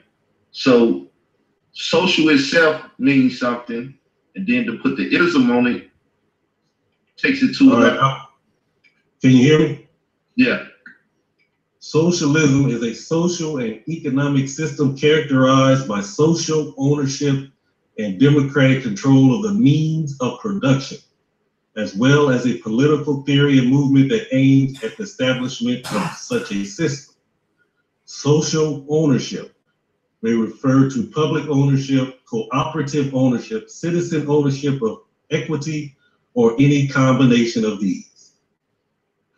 That's saying that what you're saying is citizen ownership. That means that the community owns it, right? Right. So now that the community owns it, let's give an example. Let's say we're going to start a tennis shoe company, and we're going to have a socialist tennis shoe company. So everyone in the community owns the factory, right? But only 10% of the people work in it and built it up and paid for it. And since I'm a member of this society, I get a check. But I do not. No. Okay, well, that's not how it works. then reiterate what you mean by a citizen ownership. If I'm a part of the citizenship, but I have I put no labor or money involved. Then you get nothing out of it if you put nothing That's into it. not citizen ownership. Because see, citizen ownership is all citizens have a piece of the pie. So in that paradigm, that means all citizens will have to do something to help out. That ain't what socialism means. See, when You keep redefining the word to I'm fit. not redefining. I'm going off the definition you just read. Exactly. So we got to understand that it's some things that's just is being shaped and molded sometime in areas that I don't understand. I can't really figure it out as best as I can do it. As I like to tell people, there's people that see sameness and difference. Then there's people that see the opposite, So if you can see social program is, any social program that exists currently is being done by the state. Social program. What about philanthropy? What about people that's are philanthropists? Make their own money on their own land and their own companies and stuff, but then they take a portion of their money and they put it out there and make a social thing of it. And say, let the community take this money or this building and allow the community to do that. But I'm going to still go over here and make my money. Now, it's not like I was saying, the blueprint. One is capable of making their own money and doing with their own things, but then they have to take a portion and put it back in the community. Because if you're not about the community should shut down your business by not supporting your business and doing that because you're a community business. And then what we're not looking at also is the fact that you can buy stocks into business. So depending on what individual has his own stuff, he can give portions or sell portions of his own thing to the community. Meaning now they can buy into this thing that's going on. So when we talking just capitalism and socialism, we got to be more specific because they really intertwine.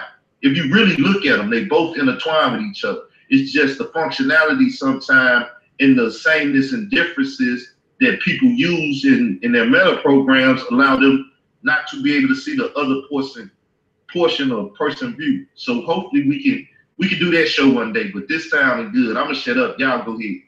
I think what everybody needs to understand is he brought up Chinatown earlier. If you do business with Chinatown, Koreatown, Mexican town, you're going to deal with a social order. You're not just going to walk up in there and control Chinatown. They're not going to say, oh, it's free market, do what you want. They're like, wait, hold up, buddy. This money in Chinatown belongs to Chinatown.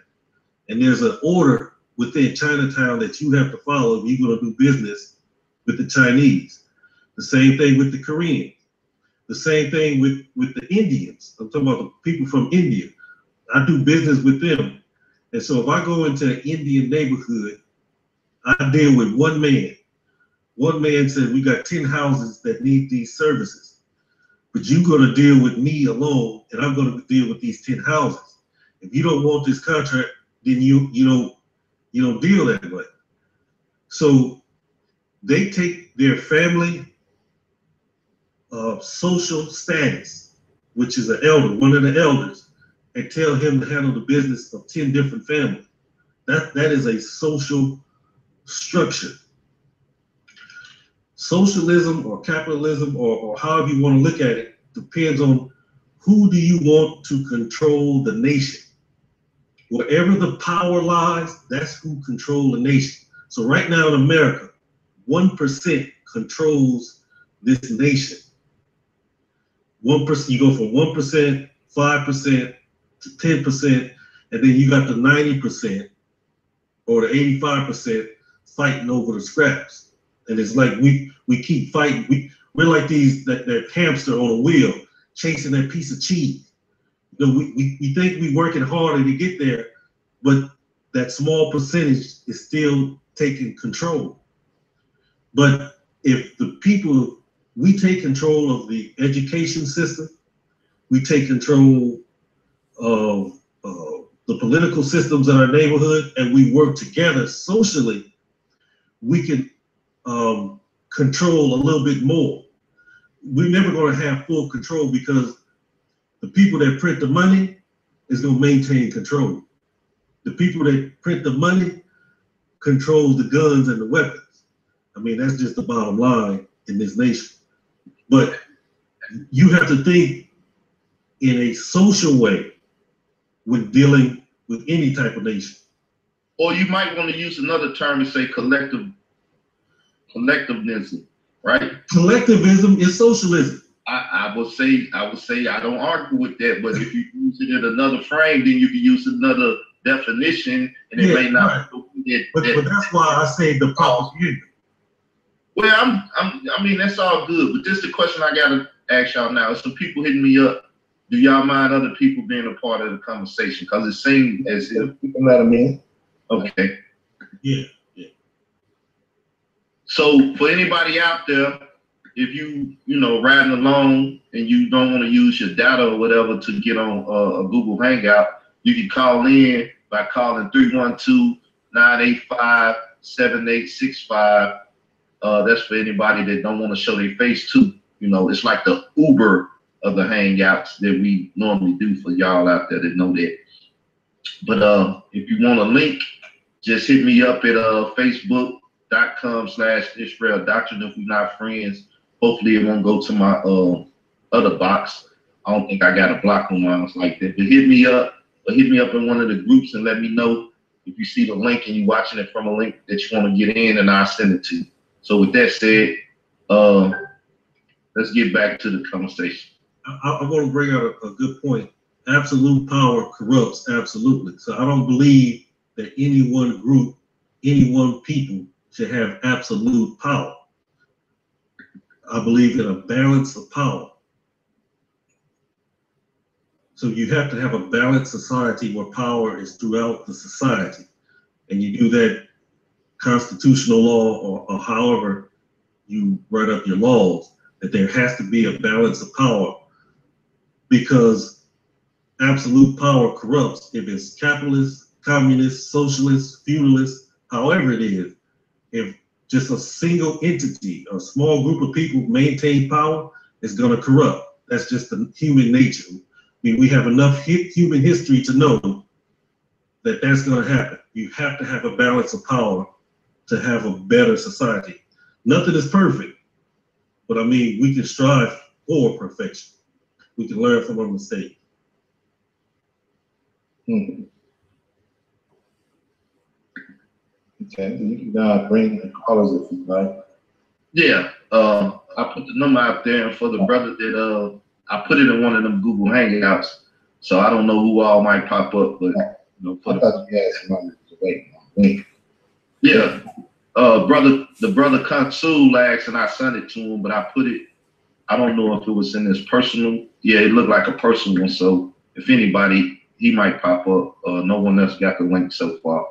But I mean, it's a good conversation. It comes down to exactly what we're gonna be talking about Sunday at 7 o'clock. Pan-African Christian roots and counterintelligence branches. So this is a good preview of what we're going to be talking about, because the thing is, the Bible do not kill the social construct that you're trying to bring out, nor do it kill the capitalistic construct that you bring out. That's why at the same time, you see Garvey had the love for his people. He used the people to finance stuff and also benefit from that. This is what I was talking about earlier. When you see somebody doing stuff, but yet people can buy in, all you got to do is say, I want some stock in it. And what better way to make sure that your stock in your company is doing good when you in it, you know what I'm saying, and working in it, making sure that the manufacturing or the publishing of whatever product is of good quality. So therefore you get a paycheck and you get the benefits from the stocks. So this is letting the money be socialized. This is the form of socialism. And if we're gonna talk about it, we gotta deal with it in that way, that everybody make money off of their label. They're right there as capitalism. Because you put in a label and you benefit from your label. Because you own your time and effort and what you put it to. So it's a lot to be talked about. I'm glad that y'all are allowing this conversation to be birthed. And this, I believe this is going to dominate 2016. Us talking about this social, economic development of Black people.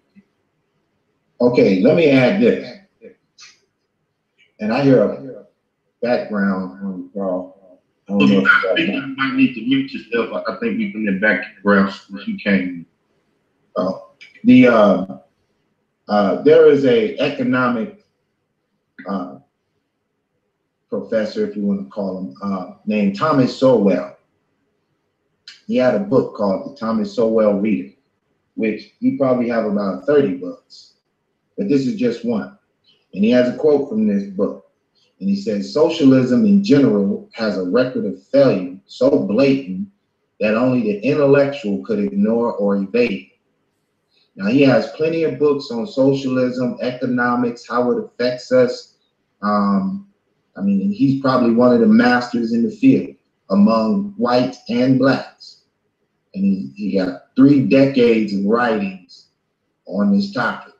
So if you're trying to come out with any kind of socialist program or understand this concept, he would be one person to look into, at least to read his book, see where he's coming from.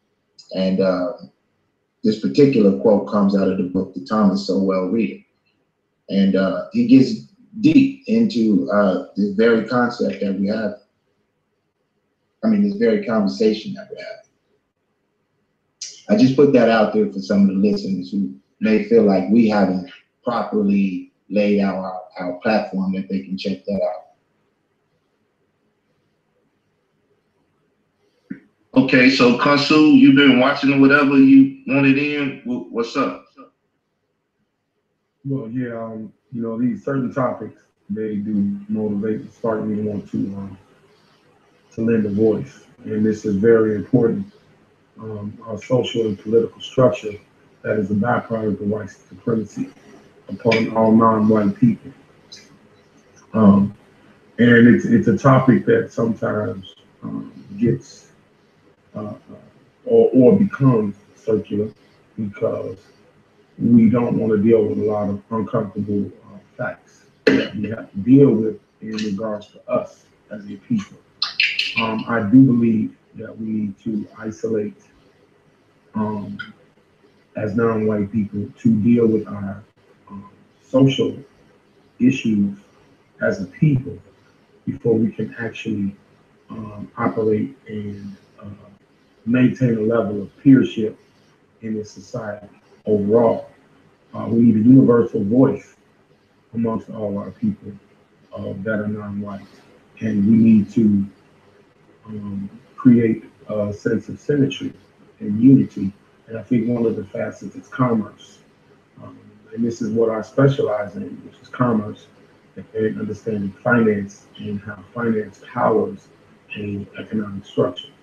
And I think because we don't have proper education and proper fundamental understanding of things, we tend to gravitate towards provocative abstract thoughts without structure. And we need to go back to that grassroots structure and develop a way of life that is acceptable and has symmetry with 2016.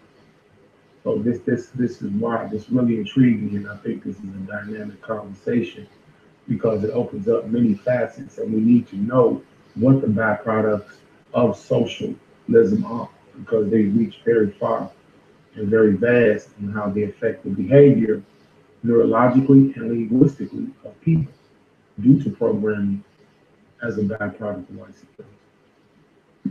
Yeah, I believe one of the most fascinating parts of the conversation that came out is do for yourself. That is capitalism. That is what they're saying. I have a product. It's nothing but your time and effort. I have something, and I should be able to gain something from that. The echoing. Right. That's that might be me. Yeah. So that was a beautiful point, because this is what Black people fail to realize. If you own a house, you're most likely to cut the grass, keep up the house, and put in work on that which you have. And even if you take that to a socialistic standpoint, right? If you own a house and your neighbor own a house, meaning you in a social construct with each other, then your neighbor most likely gonna keep their yard up, you keeping yours up. When you bring someone in that now someone is getting capital off of them by letting them rent their house out and dwell in their house, then that person most likely to allow that house to go down and, bust the walls out and don't cut the grass and do different things, because they like, well, I'm just temporary here. This is temporary dwelling for me. This is not my home. This is not my neighborhood. This is not my community, right? Even though I'm being social here, in this social construct, I'm not a part of it. I'm just visiting. And I believe that right there is something we need to look at, because we all have lived in projects or ghettos or what they call it, what's the other type of dwelling it is? Row houses. We just stayed in row houses and stuff. So, those things kind of mess with the psyche of people and not owning stuff. Then we leave those project building row houses and different things, and we go to rent a house. So if we did for ourselves and own the house, now we see, as we see the Hispanic people do, it might be 5 families in there, and they all paying to get that house and saving their money on the side. Then they start moving out with what they can gain from just spending a little bit on this dwelling place and taking it elsewhere now, because they got their pockets fat. They build in communal. I guess that vocab won't hurt, but you lived in a communal type place. Now you got your money, right? You could go out. So that's everybody helping each other to get themselves on an individual, standing with themselves, where they can go out there and be an individual now and not have to live amongst the collective. But even with that, you still got to reach back and deal with each other, because one may still gain more than another, and another one may lose a job or something, and they going down. So the one that have should give back to their people. So I'm gonna read one Bible scripture. I know I done had a sister kind of trying to jump on me in the Ra Squad scholarship group about, oh, this is more Bible, this and that. But I'm gonna just go read one scripture just to know this, sister. So I hope you keep watching those, sister. So this 1 John, right, 3, and it says 18, 3 and 18. It said, my little children, let us not love in words, neither in tongue, but in deed and in truth. And hereby we know that we are of the truth, and shall assure our hearts before him. For if our hearts condemn us not, right? God is greater than our hearts and know all things, right? So hold up. Let me go up to 17. I should have read that. But whosoever has this world goods, world's good, and see his brother have not, and shut up his bowels of compassion from him, I dwell the love of God in him. So if you're in a capitalistic society and you gaining all this money and wealth, the Michael Jordans, the Oprah Winfreys, the Jay-Z's, the LeBron James, the this and that, you know, which they try to play their form of philanthropy every now and then, but they don't do it in the proper communities in America. They might take it overseas and stuff. LeBron did his thing with trying to give back to the college fund of children and stuff, which, okay, once again, capitalism, socialism. So if you have this see other in need, then, you know, whether you say you're a capitalist or communist or a socialist, the love of God from a biblical perspective said, you see someone in need, you should help them. So no matter what terminology you use, your heart should condemn you if you see a brother and sister in need and you have what it takes. You know, don't say I'm gonna pray for you. Don't say God bless you and hopefully it comes through. If you got it, do right by your brothers and sisters. So I believe that's another spirit that Garvey and Booker T and those that dealt with the biblical text had up on them also. But I'm gonna be quiet. Y'all got the floor. Yeah, I would like to make a quick comment. Been yielding the shoulder brother Yame or brother Pittman. You kind of light, boys, too. You gotta speak a little louder. Is that done? Sorry about that. Yeah, you made two great points. I would like to make a point that even in religion, which is a byproduct of social construct, we have to get to a point that we have to look past the splitting of hairs as to the sectarianism involved in religion, because I believe that religion is a private right of each individual to be adorning to their deity, whatever it may be, in whatever system or social construct system that they come up under. We have to respect each other's perspective of a spiritual life. And if we have morals and ethics that are conducive to a productive humanity or society, then we can accept that. And we have to create a universal nomenclature amongst Black people. Now, I do not mean to come across as racist, because me as an African displaced in America as a prisoner of war, a byproduct of terrorism, I cannot be racist, because these things were inflicted upon me against my free will. And in knowing this, I look at people of color who resemble me as people I sojourn with, regardless of their religious disposition. And I think that that is a neurological, psychological effect that separates us. I think that religion should not be something that separates us, but unifies us in spirit. Also, I think that the constructs that we develop, because we are consumers of this world, yet we produce nothing, we need to start isolating those things and start building upon our assets, which are our children, our women, and the protection of our homes. And I think as Black men, we have to lead that charge. It is a priority to us as Black men to do this. Black men and men of color throughout the world, but we must start at home. And what you said is very pertinent, and we have to start being more mature and willing to revamp and take on this complicated structure that we're dealing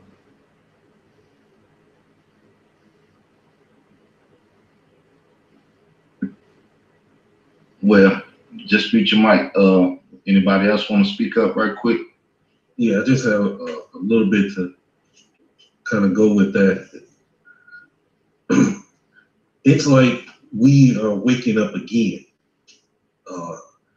Like we fell asleep in the 80s and 90s, that decade in 2000. And we're waking up and we're saying, man, what happened? What's going on? So we're looking at a lot of these things that our ancestors left us. And we're not looking back to say, ooh, we built the biggest pyramid, therefore we're the greatest. But we need to look back and say, where did they go wrong? Where did they make good points? And we have to develop a methodology that we leave to our children that they can use over and over again that will help them be successful. I always tell this story. There was this math problem, word problem. I hate word problems. And I thought it was a trick question. And I was telling my son, who's a chemical engineer, I said, man, this is a trick question. Why would they do this to somebody? And he just started laughing and said, man, here's the formula. Once he gave me the formula, I answered that question so easy. And every question like it, because of that formula, I can easily answer that question. That formula he gave me was the method to solving that word problem. We need a method that's going to solve our problems in 2016 and in the future. And we need to leave that to our children. That's where we are right now. What is that method? I don't have all the answers. Nobody has all the answers, because if we did, we'd be out of this problem. But we need to put those solutions or methodologies on the table and see which ones solve problems. I'm a big proponent of application. I believe you might have a theory, you might have an ideology, but what is the application? What does the application look like? How does it work in the real world in 2016? And then we can move on from that step. I think this was a powerful conversation. I would like to have it more across the lines of all the belief systems and see how everybody think. Even get some of the younger guys in here, see how they think. But I think it was a good dialogue today. All right, so Pit Boss. Yes, sir. What do you think about the comments just took place and how they fit within the totality of what we've been talking about? Well, the brother that called in, he really hit home. I mean, he nailed it in a lot of places, from the comments that he added, in the aspect that this economic and financial empowerment that's underneath the ideas that we have. When you think about the various groups that's out there, mainly there's two ideologies that's predominating. One is the economical structure of what we're trying to do, the things that allow our groups to build and move forward. And then the other, a lot of times that we get into, and I'm not varying the different belief systems. I mean, that's fine that they all have different belief systems, but in general, the power, that Black power faction that we would like to see in our community is related to our economical impact. That's why currently the biggest microphone is not the conscious community with all the brothers that have went and studied various things, but the dumbing down of hip hop is a much bigger microphone because it has a broader economic base. When these rappers put out a rap song, I bear witness to a rapper make $90,000 in 40 minutes. Rap 5 songs, walked off stage, $90,000 richer. When you got this kind of economics, then your microphone is much louder. And let's not forget that economics is more than the dollar bill. So what other forms would you say are economical? Well, I mean, economics is also the people, the social construct in the way that you're moving. Because if you have a plant where they're, you know, designing something and all of the people in the plant decide to go on strike, that's economics, that's the power. So in general, economics is your power of your will to do. And in that, this is what we're being attacked for when it comes to outside groups attacking the Black infrastructure.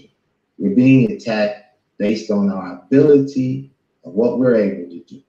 Because if we're allowed to freely do it, it won't take long before we're the masters of the universe.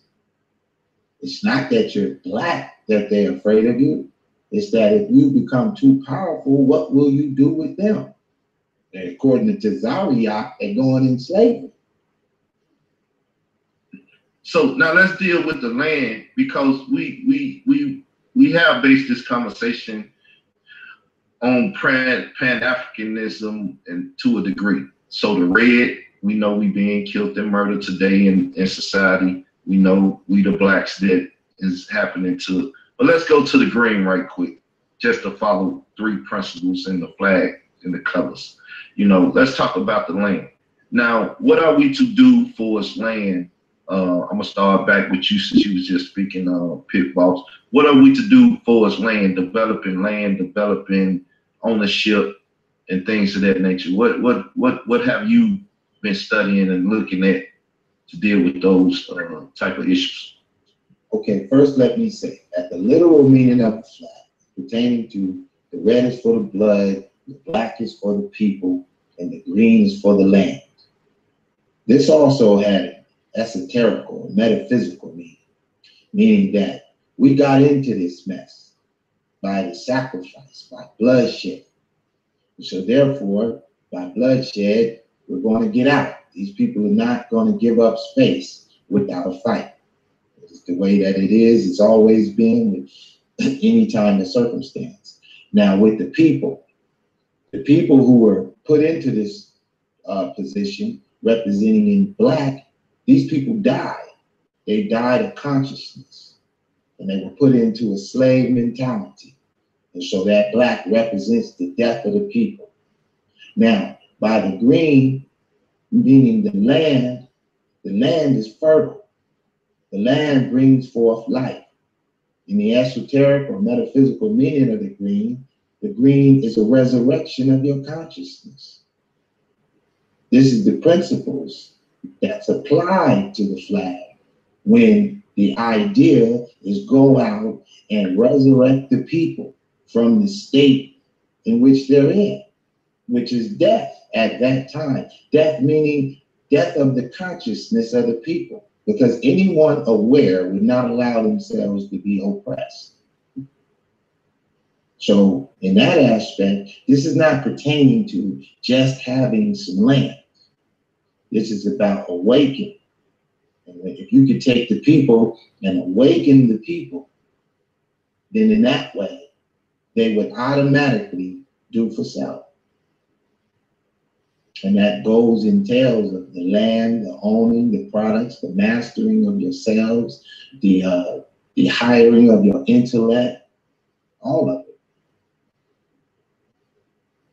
Okay, so Niami, what have you been dealing with lately about, you know, owning land and you know, even if you don't own it, community development, because we have to develop our communities if we're gonna live in a, you know, a society or a social system that conducive to, you know, living a healthy and better life. Could you speak on that for me? Yes, land is very important,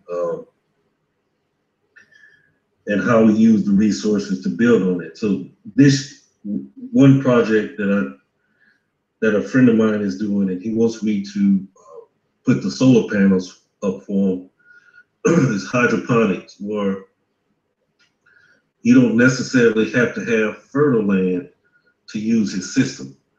Like on top, in these big Home Depot buckets, you can grow your spinach, your cabbage, or whatever in these buckets. The solar power will work the pumps. So, and then as the water drains from the bucket, it goes into this bottom tube where you have fish. So you have fish and your vegetables and your greens. So, I mean, that's his idea. And I'm going to try my best to help him.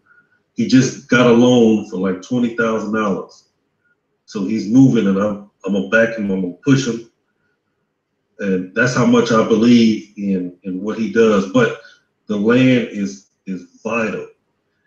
The land represents the earth. And he said earlier, it's spiritual, it's esoteric, it's metaphysical. The earth is a metaphysical place. It's a spiritual place. We only don't see it as that because that has been taken away from us. But if you look at any religion or any belief system, any nation, the land was important to the people. When the people lost the land, there was mourning, there was great sorrow. So the land is always important. And I think the land where you bury your forefathers and where you bleed and where you have lived makes it a sacred place. So wherever African people see themselves, that's your land. Wherever, so that's why I'm a global Pan-African. But cultivating land, cultivating the resources, and reaping the benefits of the land is vital to your mental health, to your spiritual growth, and to the enhancements of the future generations. That's how important land is. And a lot of the young people suffer from what they suffer from because they don't have a piece of land that they call their own. So there's this feminization of our people for one reason, that we won't stand up and take our rightful places as landowners. And what I mean by that, what I mean by a feminization is you think it belongs to somebody else. Oh, that's somebody else's land. You kind of mentioned that earlier. It's their responsibility. It's not my responsibility. My responsibility is just to look good and make some money. That's the attitude we're starting to take. Instead of, hey, we work hard for this land. We work hard, even the continent of Africa. If you ever talk to a Jewish person that gives money to Israel, they proudly give money to Israel. They talk about the politics of Israel. They are lobby in Washington, D.C. for things that's going on in Israel because they have a sense of responsibility to what they believe belongs to them. That has to be restored in our young people and even in us, that we have land that belongs to us, not just here, but all over the world, that we need to maintain. And not as a racist, but because it's better for the planet. It's better for the planet if people have stake in this planet. If people have stake in where they live, if they control the resources, it makes for a better planet. Because if somebody else comes in and takes control of it, they don't care about who's living on it. They just want the resources within it. But if you're living on it and you live of the land, you're going to take better care of it. So to me, the land is one of the most important parts of our existence that is hardly ever talked about, because we've been put into a position of subservient and a position of of, you know, we are the slaves and the land belongs to the slave master. So that's how I see land. Okay. Okay. Tasu, let's take some of that and magnify it a little bit more. We know that most African-centered people say Africa is our mother, and if we don't protect our mother, then we bastard children and so on and so forth, right?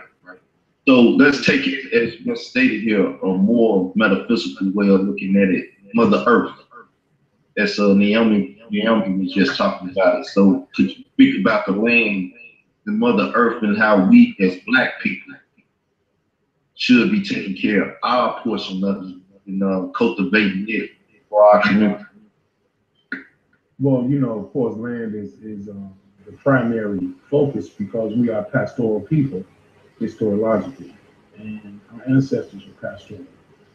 We had intimate relationship with the earth because we looked for the earth for sustenance. We looked for the universe to give us sustenance. We have to look at this from a different lens. We are American Black people, and I use the term Black as a colloquialism because that's what it is. It's a definitive colloquialism that has been used in order to galvanize and unify a social group of people that happen to be African. And a lot of us don't even know that. We think Black is an origin word. It is not. It is a colloquial term, and it was used at a time when our civil rights were unjust. Well, we are already civilly ingrained in this capitalistic system. We have to understand that the world is governed by a capitalistic system, not just the United States. And when we look at these land masses and we say Africa and go back to Africa, if Africa is not in your mind and in your heart, it does not matter where you go. Africa can be here. Africa can be in Hawaii. Africa can be anywhere because Africa is a state of mind, not just a land mass that is 12 million square miles encompassed with 56 nations. It is not just that. It's not black and white and cut like that. One of the elements is understanding grammar, rhetoric, and logic within our system. Understanding that grammar defines us. And we rhetoricize words sometimes, meaning we add beauty to the grammar, and it mars our logic. And we have to have logistical understanding of what we need to do because we are in a military system. If you're in a military system and you don't address it with a military mind, then you are creating problems for yourself. It's not just, well, this white supremacist is holding me down. You are holding you down. And we have to deal with a lot of those hard truths, Brother Carl, because it's creating separation that need not be, and it's perpetuating our downfall. I love Mother Africa. That is the mother of civilization, not just so-called Black people. That is the mother of civilization. However, it is irrational to think that the landmass I stand on now, and not understanding the laws and terms, the definitive terms in acquiring this land, is not taken into consideration because this is a very important situation we are in. Only 15% of the United States is occupied as far as land. 15%. I was just talking about this in election. We have over almost at 85 percentile of unincorporated and uninhabited land in this mass called North America. 85%. So we have to deal with things in a rational view, Brother Doctor. We do. We have to look at it in that way. And that is definitely a priority when we deal in land procurement. And so the difference, you know. Let me ask you this. Do you advocate dispersing from all these cities and living on top of each other to occupying these lands that's undeveloped and stuff and develop our own resources and own economic systems and things that you advocate that? I actually don't think that that's a comparable strategy. Creating that kind of isolates us to social structure because we are socially diverse within our own structure. And what the projects did, when that's Project Living, I'll use that term because I'm from Chicago. that created a discord with us because we don't have a universal language. Now, if we adopt a universal language and way of life, but we accepted diversity within our own culture, yes. But until then, we are not collectively, we don't have the aptitude or the development to be able to deal with that. You say that you're talking about leaving the projects and leaving the stacks that they got us stacked up on each other and going out and developing land and stuff and building the community. Yes, because we can legally, there are legal terms in which you can do this, such as a unincorporated association 501D. You could create a communal distinction where you can exempt yourself from taxes and operate as a body of politic under a corporate soul. That corporate soul could be whatever communal group that you create and believe, whatever deity you believe in. Very powerful, but you have to know the legal terms in which to establish it.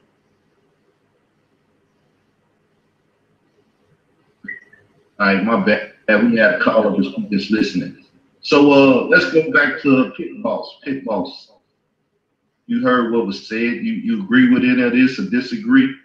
And do you want to deal more with the soul now and the making of a heaven right here on earth right now, instead of waiting on, as they like to clown and say in last year, which I really don't want to bring it over here, but you know, somebody cracking the sky waiting on somebody.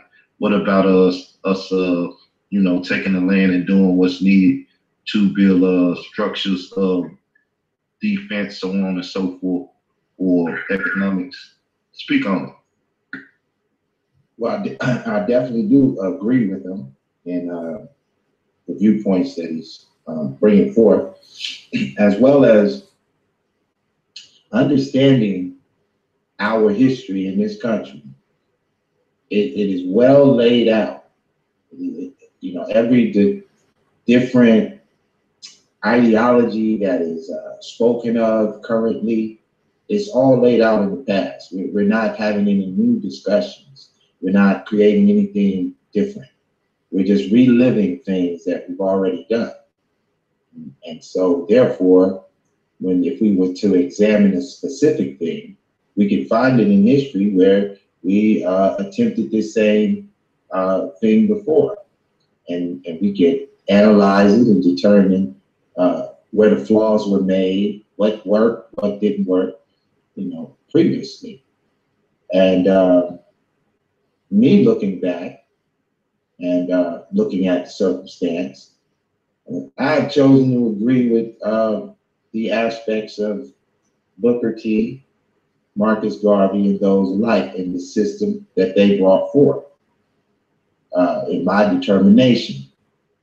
So in that light, Pan-Africanism is a great model to bring us together. I mean, there's very few groups that I see on the conscious circuit at the moment who would have a disagreement. I mean, and so being maybe a few of those Israelite groups who preach the fact that we're not African. So therefore, you know, we wouldn't be able to call it Pan-African. We have to call it Pan-Black or Pan-Israelite to get them to join. But as the brother has spoken of, that these are just like a colloquial term for a group of people that we could identify as, if we just called them original man, I wonder how many people would have a problem, you know, labeling ourselves that. And either way, once we understand the label that we're all willing to agree to be called, then the idea is what will be the format to fight this system.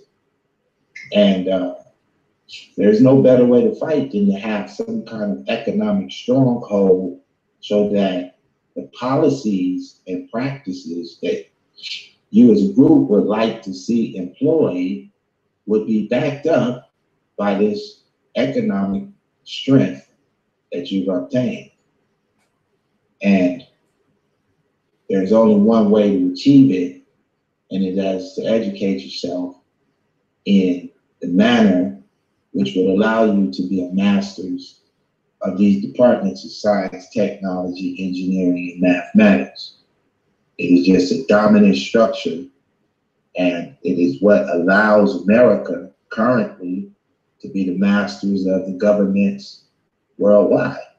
It's this very thing.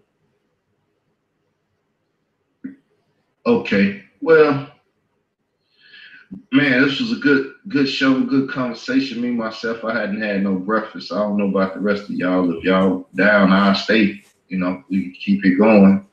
If y'all, wanna chime out, that's good too. So I'm leaving it to y'all. I'm with y'all. Y'all with me, but I'm with y'all. So power to the people, the panel. Boom. Take that. Across your head. That's an old classic, man. I play it every once in a while. I know some of y'all chiming in like, what's this? Where they doing this at? That video go back a couple of years in the conscious community. Well, y'all, I'll be back on with another punch. That's one little classic episode. In the meantime, try to fully understand the isms: capitalism, socialism, Marxism, nationalism. Look them up. Peace.